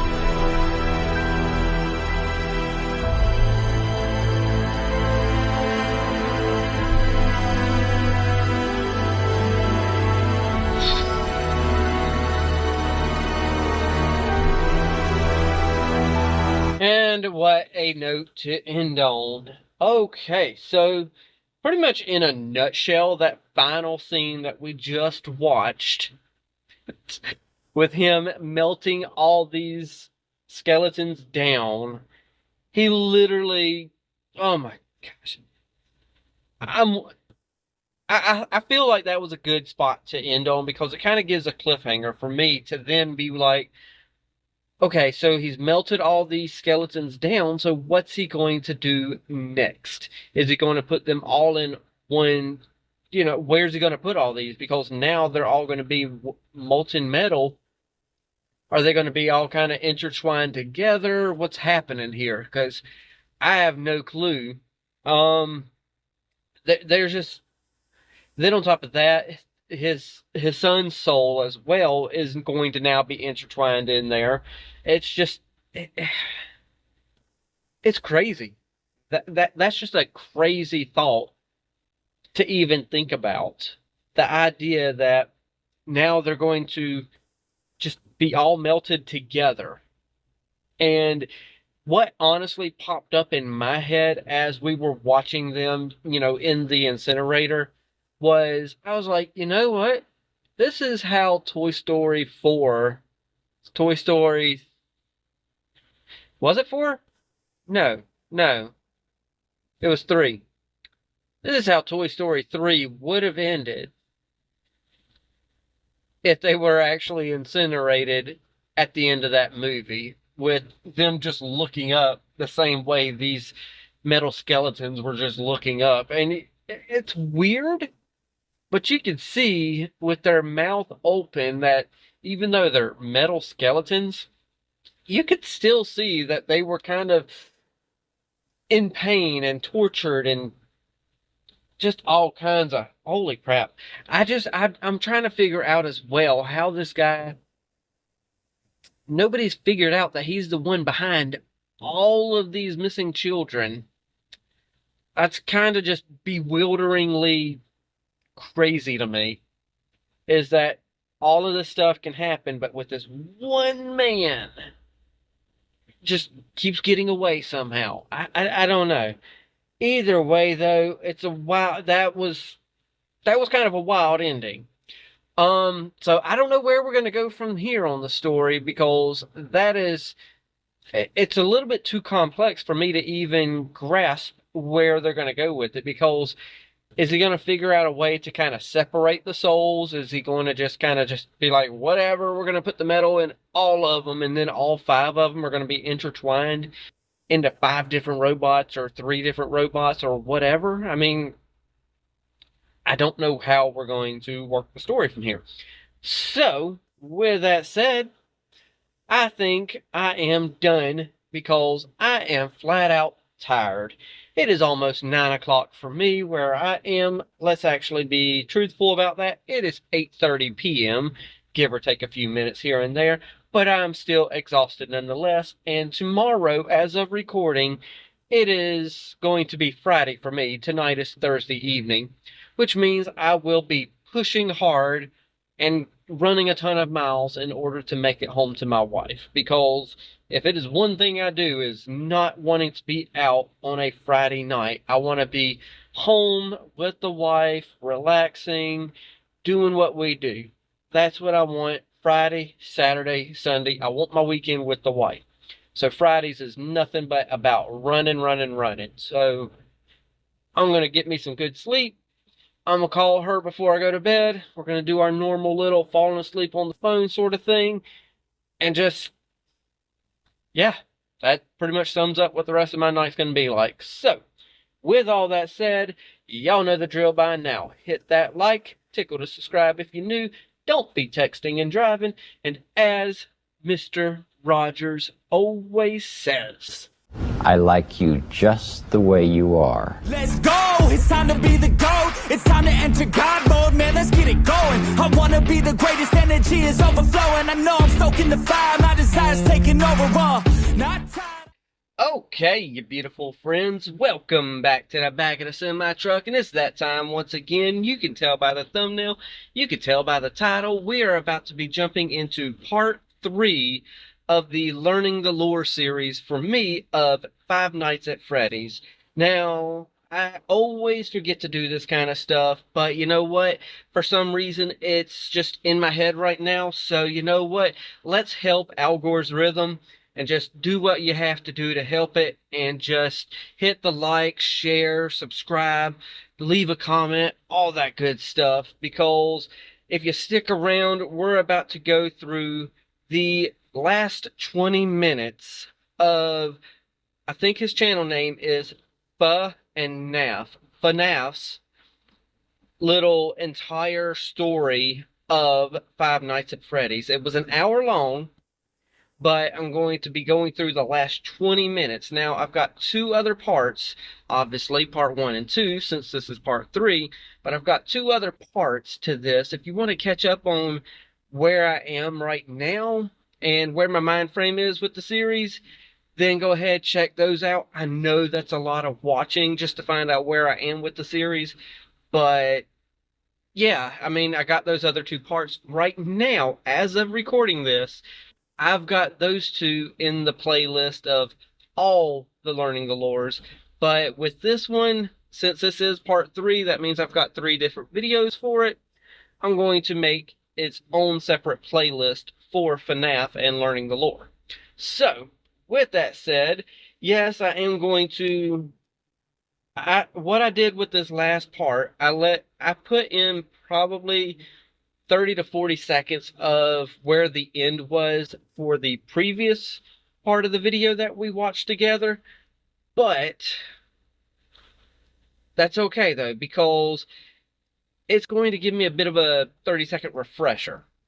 So yeah, right now what I see is one of the robots going in to be melted down. So yeah, and if you stuck around for my opening segment and you are new here, so what I've got on this channel, I've got 2 different modes. One mode is reactionary, which is me sitting down watching it with you as it's happening. Sometimes those are edited, like Moon Girl. I've desperately got to get back to editing down reactions to Moon Girl. But those are like I'm watching the episode as it goes, no pausing.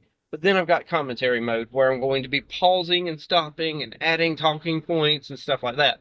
And I have no idea what's coming, but I'm in commentary mode right now. So I'm going to be pausing, stopping, commenting, pausing, stopping some more, and commenting. So figure I throw that out there. And I'll probably, just for those who skipped ahead, I'll probably reiterate that a little later on. But for now, we're going to hit play button because it's been over 3 minutes. So I'm going to shut up. Let's do this. 3, 2, 1, and play.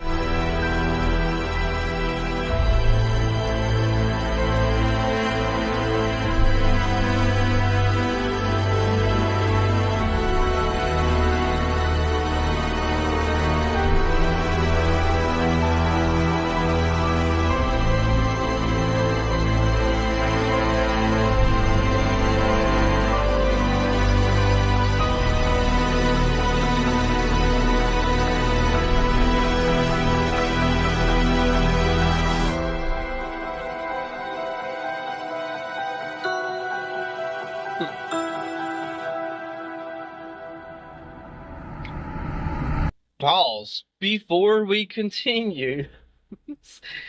With that little bit of animation there, I didn't have a chance.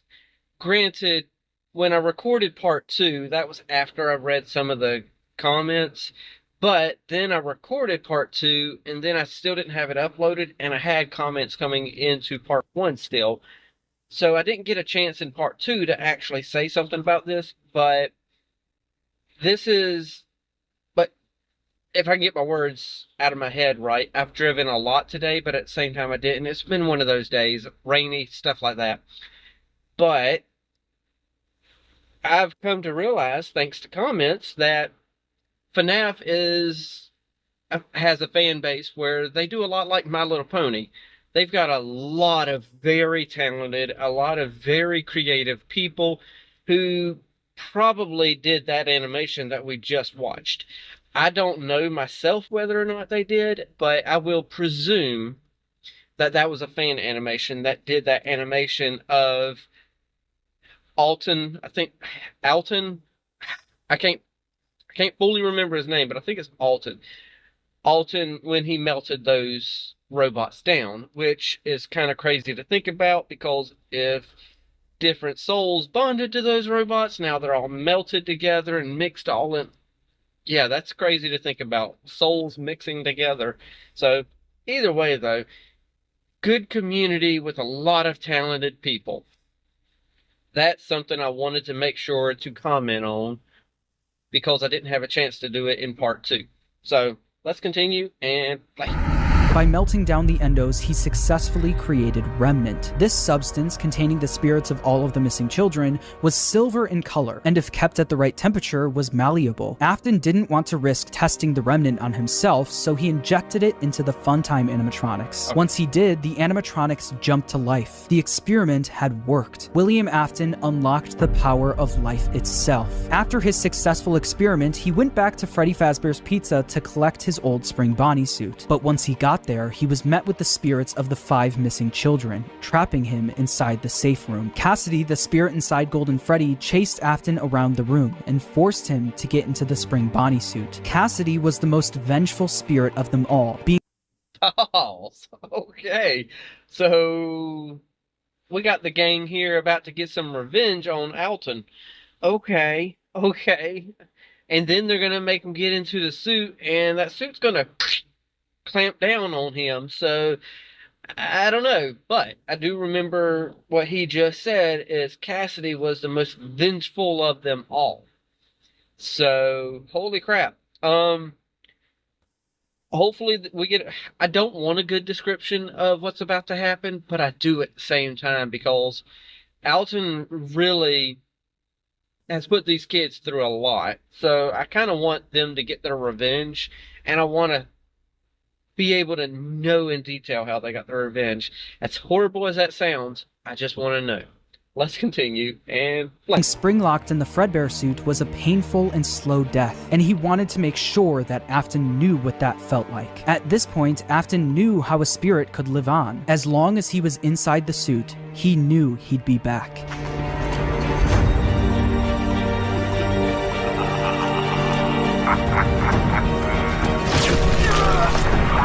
Pause.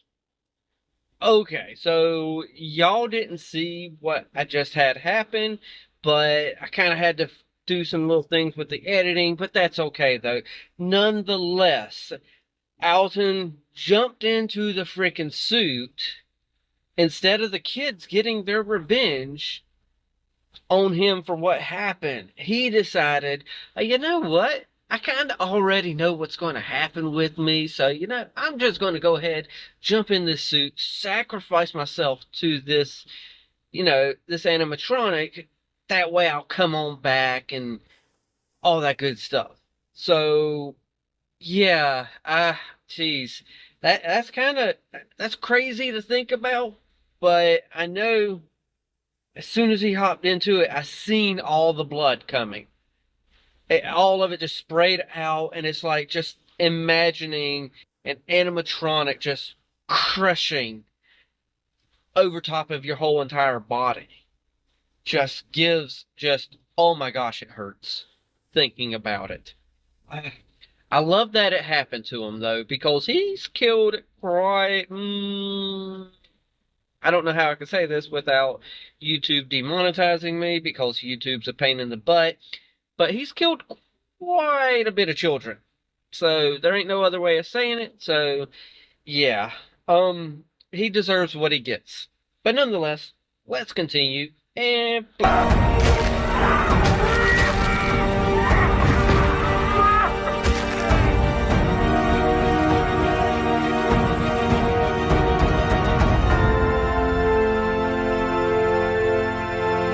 As Afton laughed, the spring locks snapped shut, forcing him to go through what Cassidy went through. This was an act of revenge by Cassidy, and it wouldn't be the last. Afton was now confined to the safe room of the now shut down Freddy Fazbear's Pizza, and because of this, everything in his underground bunker was left abandoned. But even with Afton gone, the rental business continued on its own. All of the Funtime animatronics containing the spirits of the missing children and even his daughter Elizabeth were still being rented out during the day and then brought right back down to the bunker. All the spirits wanted to do was escape, but they were always put back underground. After Afton went missing, his eldest son Michael, who's been blindly helping his father, remembered what his father told him if he ever went missing. If William wasn't there to finish his work, Michael would do it for him. Afton's underground facility was always off limits to Michael, but since he was now gone, Michael had no choice. He took Pause. Okay, so now we got Michael. For some reason, Alton thought that William might continue his work, but William, So far from the story I'm getting, William's kind of always been kind of like not involved in none of this crap whatsoever. But Michael, on the other hand, he's been just blindly following his dad, presumably out of obligation. You know, it's my dad, got to do what he wants. Just blindly following him. And now, interesting little turn here. We're going to have Michael being the one who's going to continue on with this. And I guess I'm not going to be feeling, because I know I said something in the last, part of this about feeling bad for Michael a little bit, but honestly, I don't know. If Michael's going to continue what, his dad was doing, I don't think I feel bad for Michael, and I think he deserves everything he's got coming to him as well. So hopefully he's got something coming to him. But either way, I know how long this video is going to be. So I'm going to shut up for a second. We're going to hit this play button because we've still got like 18 minutes of this left. It's 20 minutes and 59 seconds total. I know at the very beginning I didn't have to pause as much because, the first minute was kind of like something we already seen, but it is what it is. But yeah, Michael, this is going to be interesting. Let's continue. The elevator down to where his father worked every day. Although Michael was helping out his father by stealing some of the endos from the animatronics back in the day, he never exactly knew what William was doing until he got down into the bunker.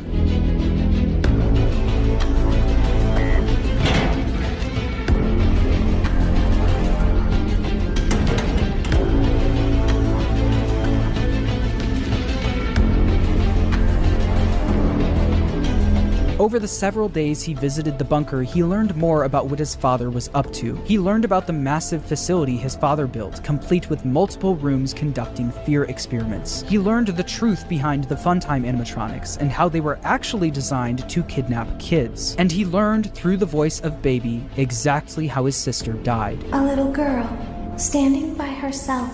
My stomach opened, and there was ice cream. I couldn't move, at least not until she stepped closer. But as the week went on, Baby was conducting a plan of her own. A plan to escape the bunker using Michael's body. Pause. Okay. Let me slow down here for a second and think about this. So, I don't know where Michael's going to end up after learning all this. I'm going to presume that it kind of might make him kind of go a little nutty and continue his father's work. So I'm obviously not going to like him too much. But then he's going to sit there and learn how his sister died. And still, I'm presuming this is where it's going. Obviously, I have no idea. But he knows how his sister died now. And he's still going to end up pursuing what his dad was trying to do. Probably out of morbid curiosity, or I don't know exactly why he would do it. But we've got one of these robots who's now trying to be like, I'm going to escape this through Michael's body. I'm going to use Michael and escape this. So there's another twist for me. And then, with Circus Baby there, something that I don't feel like FNAF or sorry, I know everybody's YouTube names are different, but I just don't like his YouTube name. It's a good play on words, but oh my gosh, it does not roll off the tongue. But FNAF's video, I don't feel like he actually explained something well enough, because when we first started talking about Circus Baby, this was also mentioned in a comment previously, which I love those comments that are long. So anyone who has long comments, please do not feel bad about it. I do read through those. So it was a long comment, but I did find out through that Circus Baby, her, internals didn't actually start because she was counting down the children until it was down to 1. She didn't kidnap the other children. she only waited till the last one. So once the last child was by themselves, counting down from 5, 4 children, 3, 2 children, 1 children. Wait, that's not 1, that's 3. 1 child. Counting down though, and then once Circus Baby seen that there was 1 child left, that's when all the stuff, the programming kicked in for her to get close enough to the child to get that claw, capture that kid. So, yeah, I wish they would have did a better job of explaining that portion in the video, because I was under the assumption that, you know, she was just gaining sentience, she kidnapped them. I don't know why in my head I didn't think, oh, wait, there was 4 other animatronics. Those 4 kidnapped them, and then there was the last child. Whatever. It's all part of the learning curve. Let's continue this. And Elizabeth was no longer the person Michael remembered her as. She was entirely devoted to her father and would do anything to make him proud of her. At the end of the week, all of the Funtime animatronics endos were scooped out, with all of them combining into one animatronic called Ennard. This creature, containing the spirits of the missing kids and Elizabeth, knew they wouldn't be able to escape the bunker looking like an animatronic. They needed a human body to walk around in.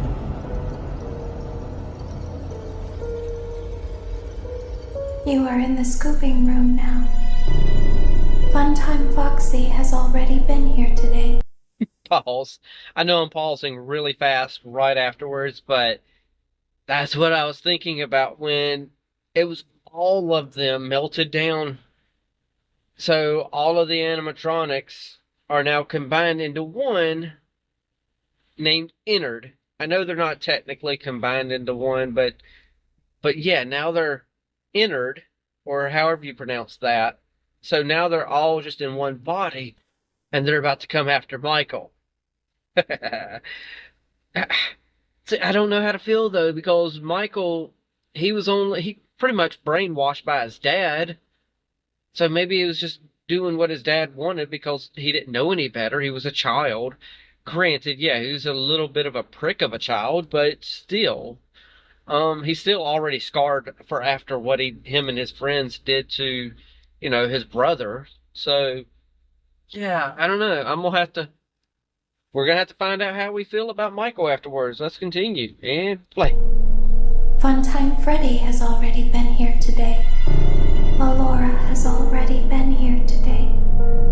Circus Baby has already been here today. I've been out before, but they always put me back. They always put us back inside. There's nowhere for us to hide here. There is nowhere to go when we look like this. But if we looked like you, then we could hide. If we looked like you, then we would have somewhere to go. The scooper only hurts for a moment.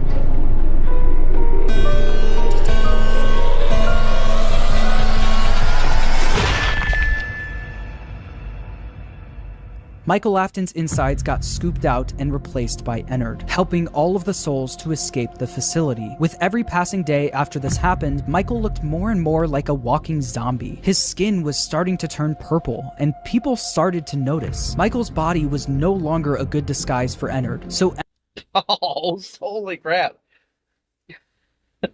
I wanted to pause a second ago, but I don't want to have to pause every 15 seconds because at a certain point, that's me pausing way too much. But, oh my gosh. I didn't actually expect them to kill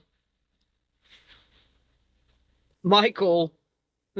I thought there was going to be some sentience of Michael still left, but maybe he's going to become a part of Ennard. I don't know. But obviously his body is no longer alive because the more they go on, the more he turns purplish and more purple and more purple. So it's kind of like, oh my gosh. But at the same time, was it Alton? I know I'm horrible with names, but wasn't his dad also kind of purplish as well? So now that's got me wondering. I'm like, huh, was he an animatronic? That's kind of throwing me off a little, knowing that his dad was also portrayed as this purple person. So, interesting. So, yeah, obviously Michael's dead. Let's continue.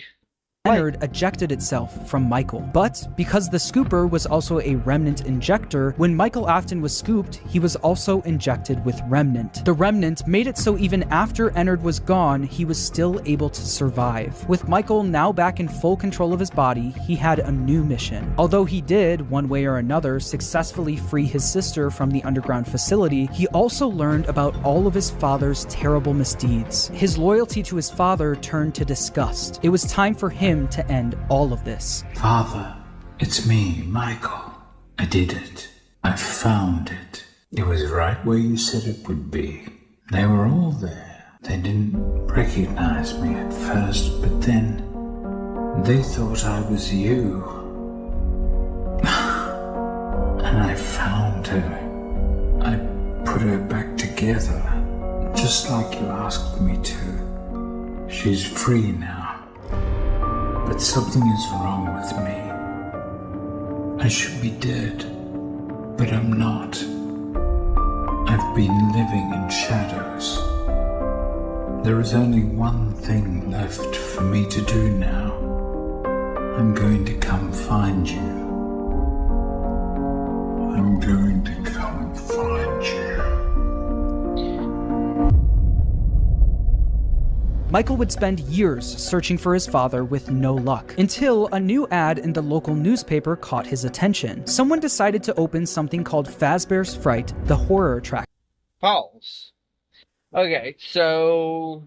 Oh, my gosh. I let it play, obviously, like I said a second ago, because I don't want to pause every 20 seconds. But, okay, so going back over what just happened, we just had them get out of Michael's body, but Michael, you know, with the injector and all that stuff and all that happened to him, he's still alive because of all of that with, you know, remnant and stuff like that. So now he's just walking around with his body, which, okay. It's probably a horrifying thing for the neighbors to have to see. But now Michael's just walking around like a living zombie, but going and looking for his dad now. And FNAF, or whoever he is, FuhNaff, gosh, I hate that name so much. It does not roll off the tongue. Because when I say FNAF, it feels like I'm saying FNAF, as in Five Nights at Freddy's. But then whenever I'm trying to say his channel name, it's FuhNaff. So it just doesn't roll off the tongue that well. Either way, though. Good production, though. Great production on his videos. Love it. But now, according to him, now Michael's going to destroy everything his dad did. Okay, but first he has to go find his dad, which obviously he's back in the safe room because that's where he's confined to now. So it's going to be interesting to see where they go with this. And, oh my gosh, and I think now we're also going to have another game come out very, well, I don't know about very, but very soon about all of this. So, okay, let's continue. And which continues the story. So I would have to do like a learning the lore recap video of the story that's there now. So yeah, either way, let's continue and Local amusement park is getting ready to scare your socks off with a new attraction based on the unsolved mysteries of Freddy Fazbear's Pizza. Featuring actual relics from the decades-old pizzeria, this new attraction is guaranteed to bring back your childhood in the worst possible way. As if using the crimes of his father to make a profit wasn't bad enough, they also went back to the old pizzerias and collected any objects they could find to put on display at the attraction. Michael immediately applied for the job of the security guard with the sole intention of burning the place to the ground. When he got there, he saw the remnants of his past, the shells of all of the animatronics, missing every single one of their endoskeletons. He knew they could only find the shells of the animatronics because he and his father stole their endoskeletons all those years ago, leaving only the shells behind. On day 2 of working at the attraction, he got word that they found a real animatronic. You're not gonna believe this. We found one. A real one. This real animatronic ended up being his father, still inside the Spring Bonnie suit he died in decades ago. Even though his father was now in the building with him, he still decided to go through on his plan, all in an effort to end his father once and for all. Michael then rigged the wiring in the building to catch fire, burning the horror attraction to the ground with his father inside.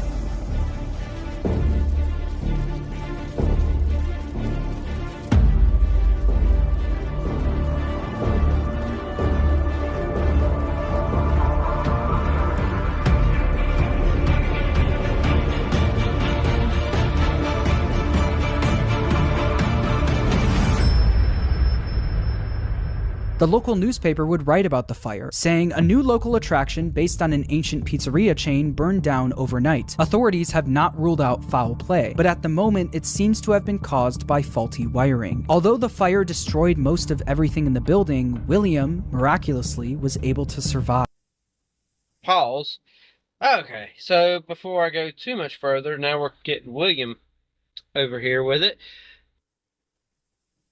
I don't think this is going to kill his dad. It's just going to leave the skeleton, the exoskeleton thingy there, and all it's going to do is leave the metal behind. I don't know if it's going to actually, I don't think it's going to kill him.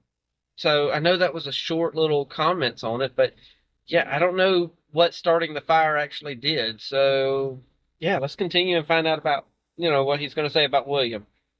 William was now free, roaming the outside world along with the souls of the missing children, Elizabeth, and Charlie inside the puppet. Since Michael wasn't able to end everything, someone else needed to step in. That someone was Henry Emily. Afton's old business partner and father of Charlie heard about the fire at Fazbear's Fright, along with the rumors of the various animatronic creatures now roaming the streets. Henry was determined to put an end to all of this. Balls. Okay, so that's who I was thinking of when it came to somebody else. Because we haven't heard Henry in a long time. We haven't heard nothing to do with him. I'm glad that we're finally getting something for him, but we haven't heard from him in a long time. So, thankfully, yeah. But yeah, we got, oh gosh, I didn't even think of that. We got now animatronics just roaming the streets. How's Henry gonna put a stop to it though? I can't see, I see that Michael tried to put a stop to it by burning the place down, but all that did was set more people free. So yeah, well, more animatronics. So yeah, let's find out what Henry's going to do. And never mind, let's play. It's only now that I understand the depth of the depravity of this creature, this monster that I unwillingly helped to create. As if what he had already done wasn't enough, he found a new way to desecrate, to humiliate, to destroy. As if the suffering wasn't enough, the loss of innocence, the loss of everything to so many people. Small souls trapped in prisons of my making, now set to new purpose, and used in ways I never thought imaginable. He lured them all back to a familiar place, back with familiar tricks. He brought them all together. Are they still aware? I hope not. It keeps me awake at night. I could make myself sleep, but not yet. Not until I undo what he has done and heal this wound. A wound first inflicted on me, but then one that I let bleed out to cause all of this. He set some kind of trap. I don't know what it was, but he led them there again. He overpowered them again, and he robbed them of the only thing that they had again. I don't know how those tiny breaths of life came to inhabit those machines, but they will never find rest now, not like this. I have to call them all back, all of them, together in one place. By gathering all of the animatronics in one place and locking them in the same room, he would be able to burn them all to the ground. Pause. Okay, so that's his plan, just to kind of bring them all in one place, because we got Ennard over there. Then we got Alton in that one right there. Hopefully everything lined up and not like a millisecond off, and y'all have got the same screen as me. But we got Ennard over there on the right. We've got Circus Baby over here to the left. Then William, I think that's William. Correct me if I'm wrong, but I think that one's William with the crying mask there. But wait, no. That's not William. Wouldn't that be the crying child? Huh. Whatever. Either way, it's one of them. And then, of course, we got Alton, Michael's dad, / the crying child's dad, in that Fredbear costume that just looks horrendous. So, he wants to get all of them all together in one place just to burn it. I don't think that's going to work, though. Because we already had Michael try to burn the place down, and Alton seemed to be able to escape and just start roaming free. So, that didn't work.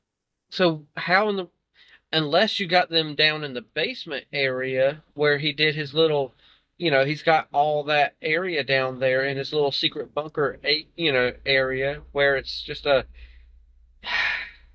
replica of the old store. Maybe then, since they would have to climb out and get away, maybe then you could do it. I don't know. Let's find out how he's going to do it. For good, effectively freeing their spirits in the process. In order to do this, Henry created a new restaurant called Freddy Fazbear's Pizza Place. He knew that the spirits and William couldn't resist coming back to a new location, even if it was all just a trap. Charlie was different though. She was smarter than the rest, so Henry knew she wouldn't be as easily fooled. So he created an animatronic called Oh, okay. First, yes, we got Lefty over there. The second, I've got to admit that Charlie, that one throws me off. Actually, no, it's not Charlie that throws me off. Because Charlie is his daughter. She's the one who's in that little crying child-looking mask thingy. The security animatronic. But which one was frickin' William? That's what's confusing me now. I can't remember who William was. I know it's going to come to me as soon as I hit the stop on the recording, but I can't remember who William was. So now we're going to have Lefty here. Instead of spelled with a Y, Lefty, Lefty, it's Lefte, Lefty. Wonder if that's significant. I have no idea if it's significant, but one thing I do know is he's going to lure them all there with Lefty.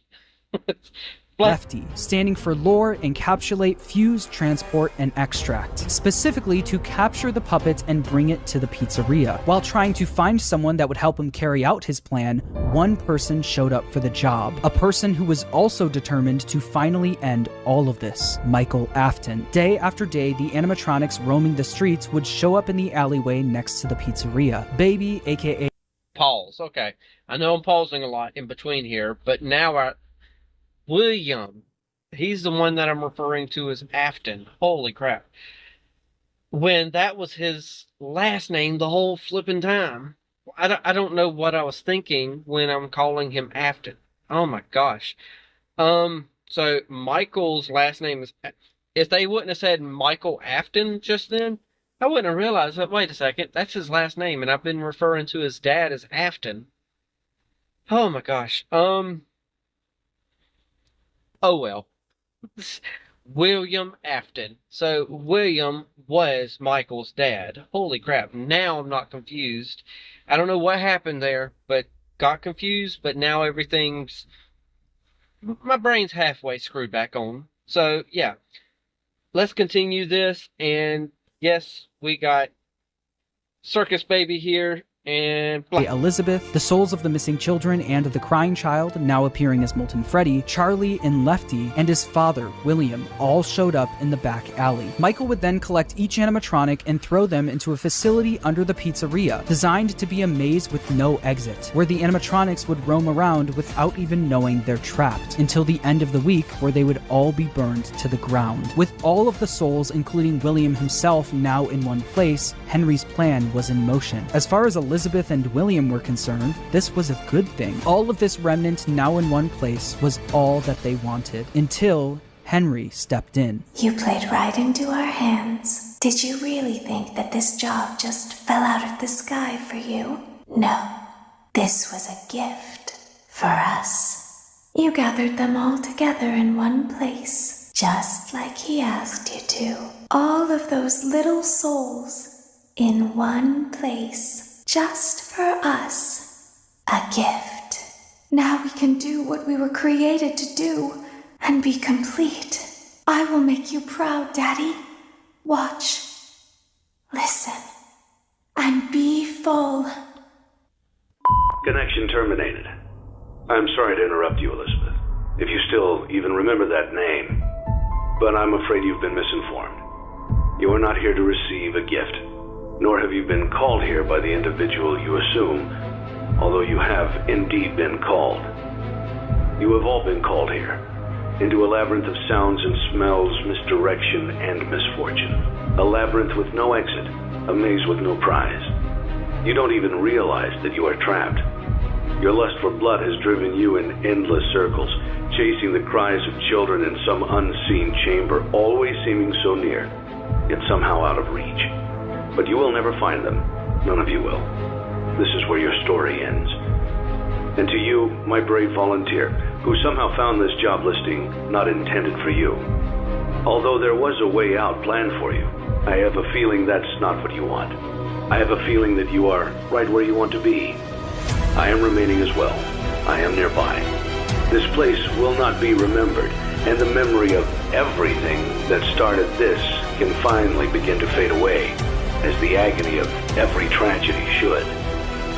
And to you monsters trapped in the corridors, be still, and give up your spirits. They don't belong to you.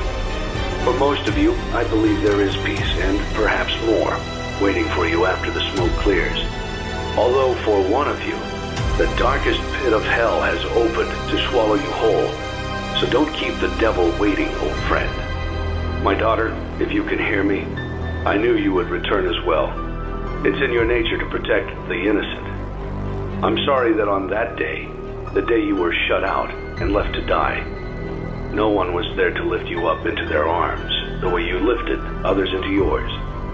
And then, what became of you? I should have known you wouldn't be content to disappear. Not my daughter. I couldn't save you then. So let me save you. Pause. Okay, so that's a lot to take in all at once. Of course, he's telling Afton / William, hey, you know, look here, go to hell. That's literally what he's saying to him. So, but then, of course, he's speaking with his daughter and being able to say a final goodbye. What I'm wondering, yes, this plan worked out, and it did some, you know, he's got them all there. He's just getting them and burning them to the ground and just letting their souls move on. But what I'm wondering, the crying child, isn't his soul still attached to his plushie / stuffed animal? So where's that stuffed animal at is what I'm wondering now, because if his soul is still connected to it, that means there's still one tortured soul out here, still, you know, after all this is said and done, there's still going to be one more left. So, how's that going to work out? I'm not sure. Well, then again, we do got like 5 more minutes. Granted, with this video, I'm sure we're going to have some, like, some end credits and stuff like that. Granted, at the very beginning of it, we got a lot of credits in the opening sequence, but I think we're probably still going to have some end credits here. So, we got 5 minutes. I don't think this is a complete end. Plus, if we're going to have another game, to come out eventually, we're still going to have that as well. So, there's more to this story. This is a very good ending for what we got so far, but I think there's going to be more. Let's continue and find out, because I kind of want to get through most of this, because I don't want to sit here all night, honestly. It sounds horrible to say it that way. Y'all know what I mean. Now, it's time to rest for you and for those you have carried in your arms. This ends, for all of us, in communication.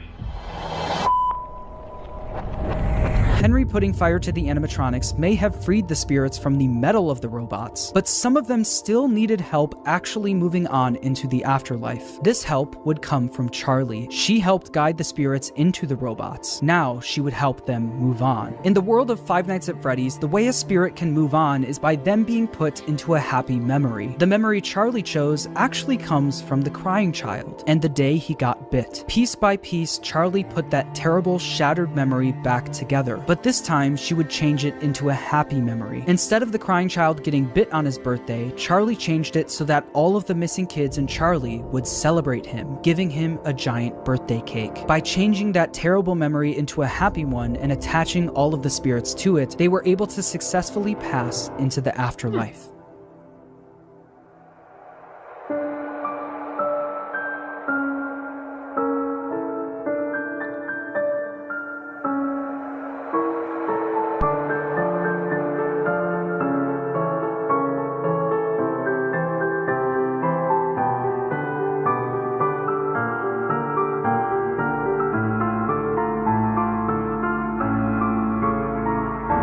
Like I said, they were all able to move on, except for one.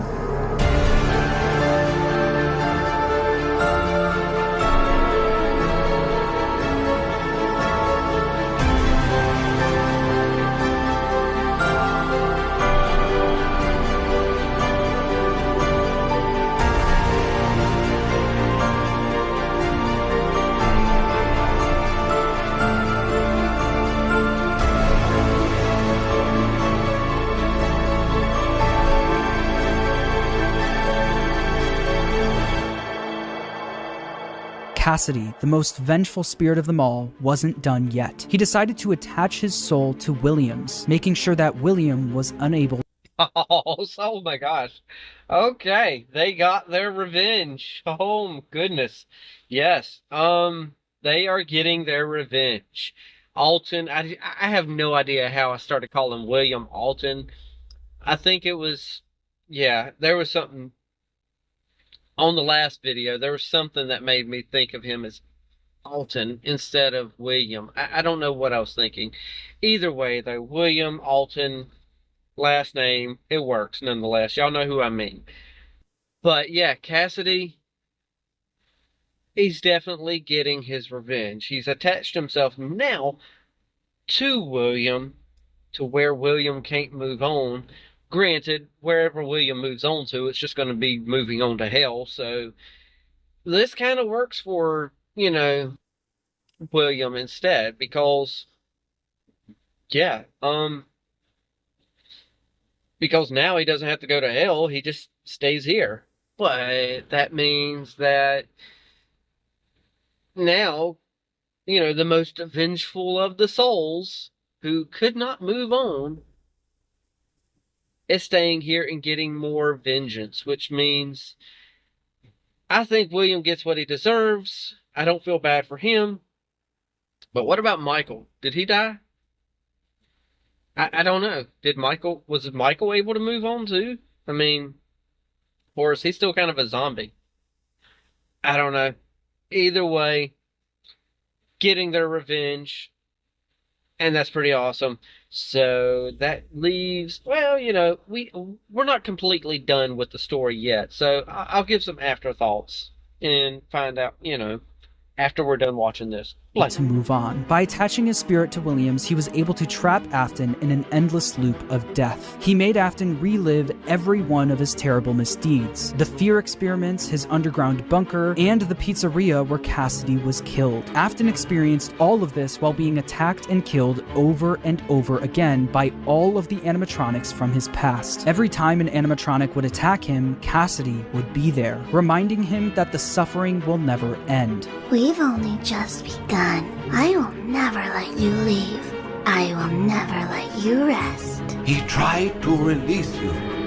He tried to release us, but I'm not gonna let that happen. I will hold you here. I will keep you here, no matter how many times they burn us. Cassidy knew that Afton didn't deserve the afterlife. He deserved to pay for what he's done for all of eternity.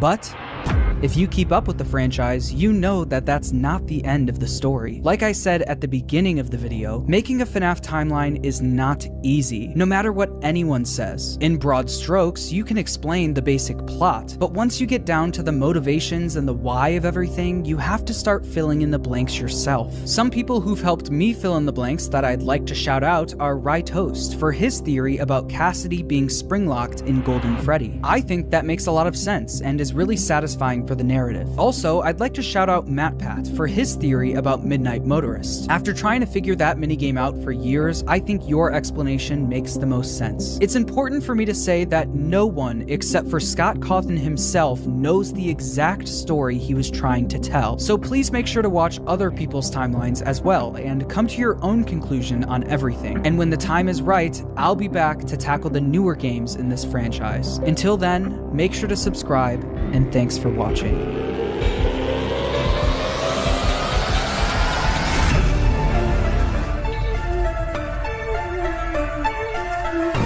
Okay, so I'll do the whole switching around after the credits are finished and whatnot like that, because of course I want to give, I want to let the credits roll and give credit to, I want to give credit where credit's due. So while I'm in whatever corner I'm in, I'm going to let that finish playing out. Granted, I'm going to lower the volume, of course, as I'm running my mouth here. But yeah, I also wanted to let it play out where he's acknowledging people that helped him craft his timeline as well, such as MattPat and the others. So, with all that said, that means we've got at least one more game. In my opinion, this is I like the idea of this being a conclusive ending. It makes it where it's open-ended. You get the satisfaction that William, and for the life of me, I have no idea why I started calling him Afton, as in his last name, but who cares?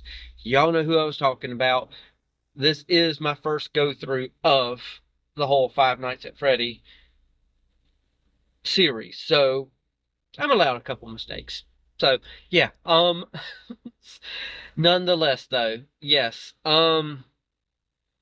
it's a satisfying ending because William gets what he deserves and he has to relive every misdeed of his over and over and over again, dying every time in the process. So he gets his just reward. Granted, yes, it kind of sucks that Cassidy couldn't just kind of move on like the rest of them, but they bonded themselves to William and said, screw it, I'm just going to torture you the rest of my existence. So, satisfying ending in that respect, but it leaves it open to the point where you can craft a story in a game with that narrative now that they're still there, And on top of that, I'm wondering about the crying child. Did the crying child actually move on? Oh, wait a second. I thought he was stuck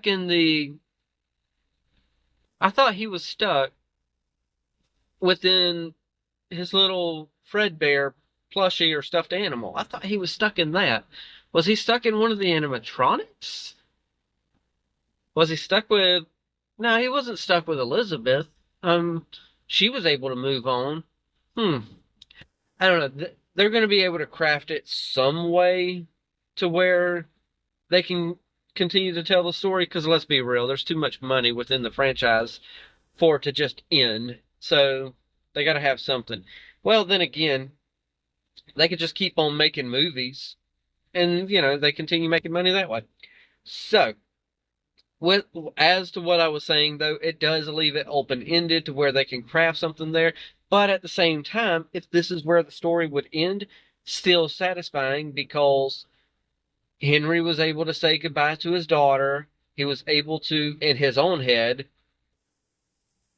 shut down the creation that he accidentally created by, you know, being in business with William. So he feels satisfied with his ending. I think Michael was down there as well with the animatronics. Correct me if I'm wrong on this. I think Michael was down there, though, as well with them as the place burnt down. So let's be real, he wanted to move on too. So he's got the satisfaction of ending what his father did. So I don't dislike him necessarily, but, you know, he did wrong, but he also, you know,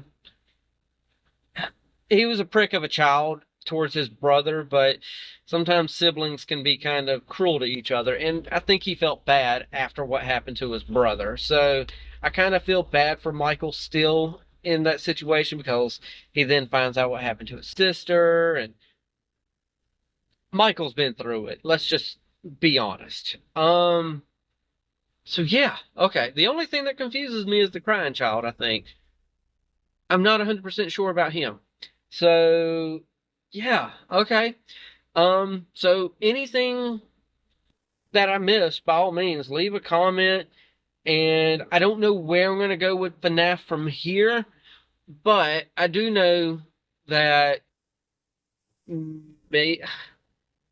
I know there's some music out there that, you know, FNAF has created and stuff. Not FNAF, but fans have created for FNAF. I don't know exactly where I'm going with FNAF as learning the lore and stuff like that, but I'll think of something possibly. So I'm going to stop right here, and I'm done. I don't know what else to say. So yeah, satisfying ending for the story, but I still see some possibilities for more depending on what game they do. So I'm shutting up, passing it off to y'all. Y'all know the drill by now. If you've been here and you made it to the end of any video, hit that like, tickle to subscribe if you're new. Don't be texting and driving. Watch what you love and love what you watch, and take it away, Mr. Rogers. I like you just the way you are.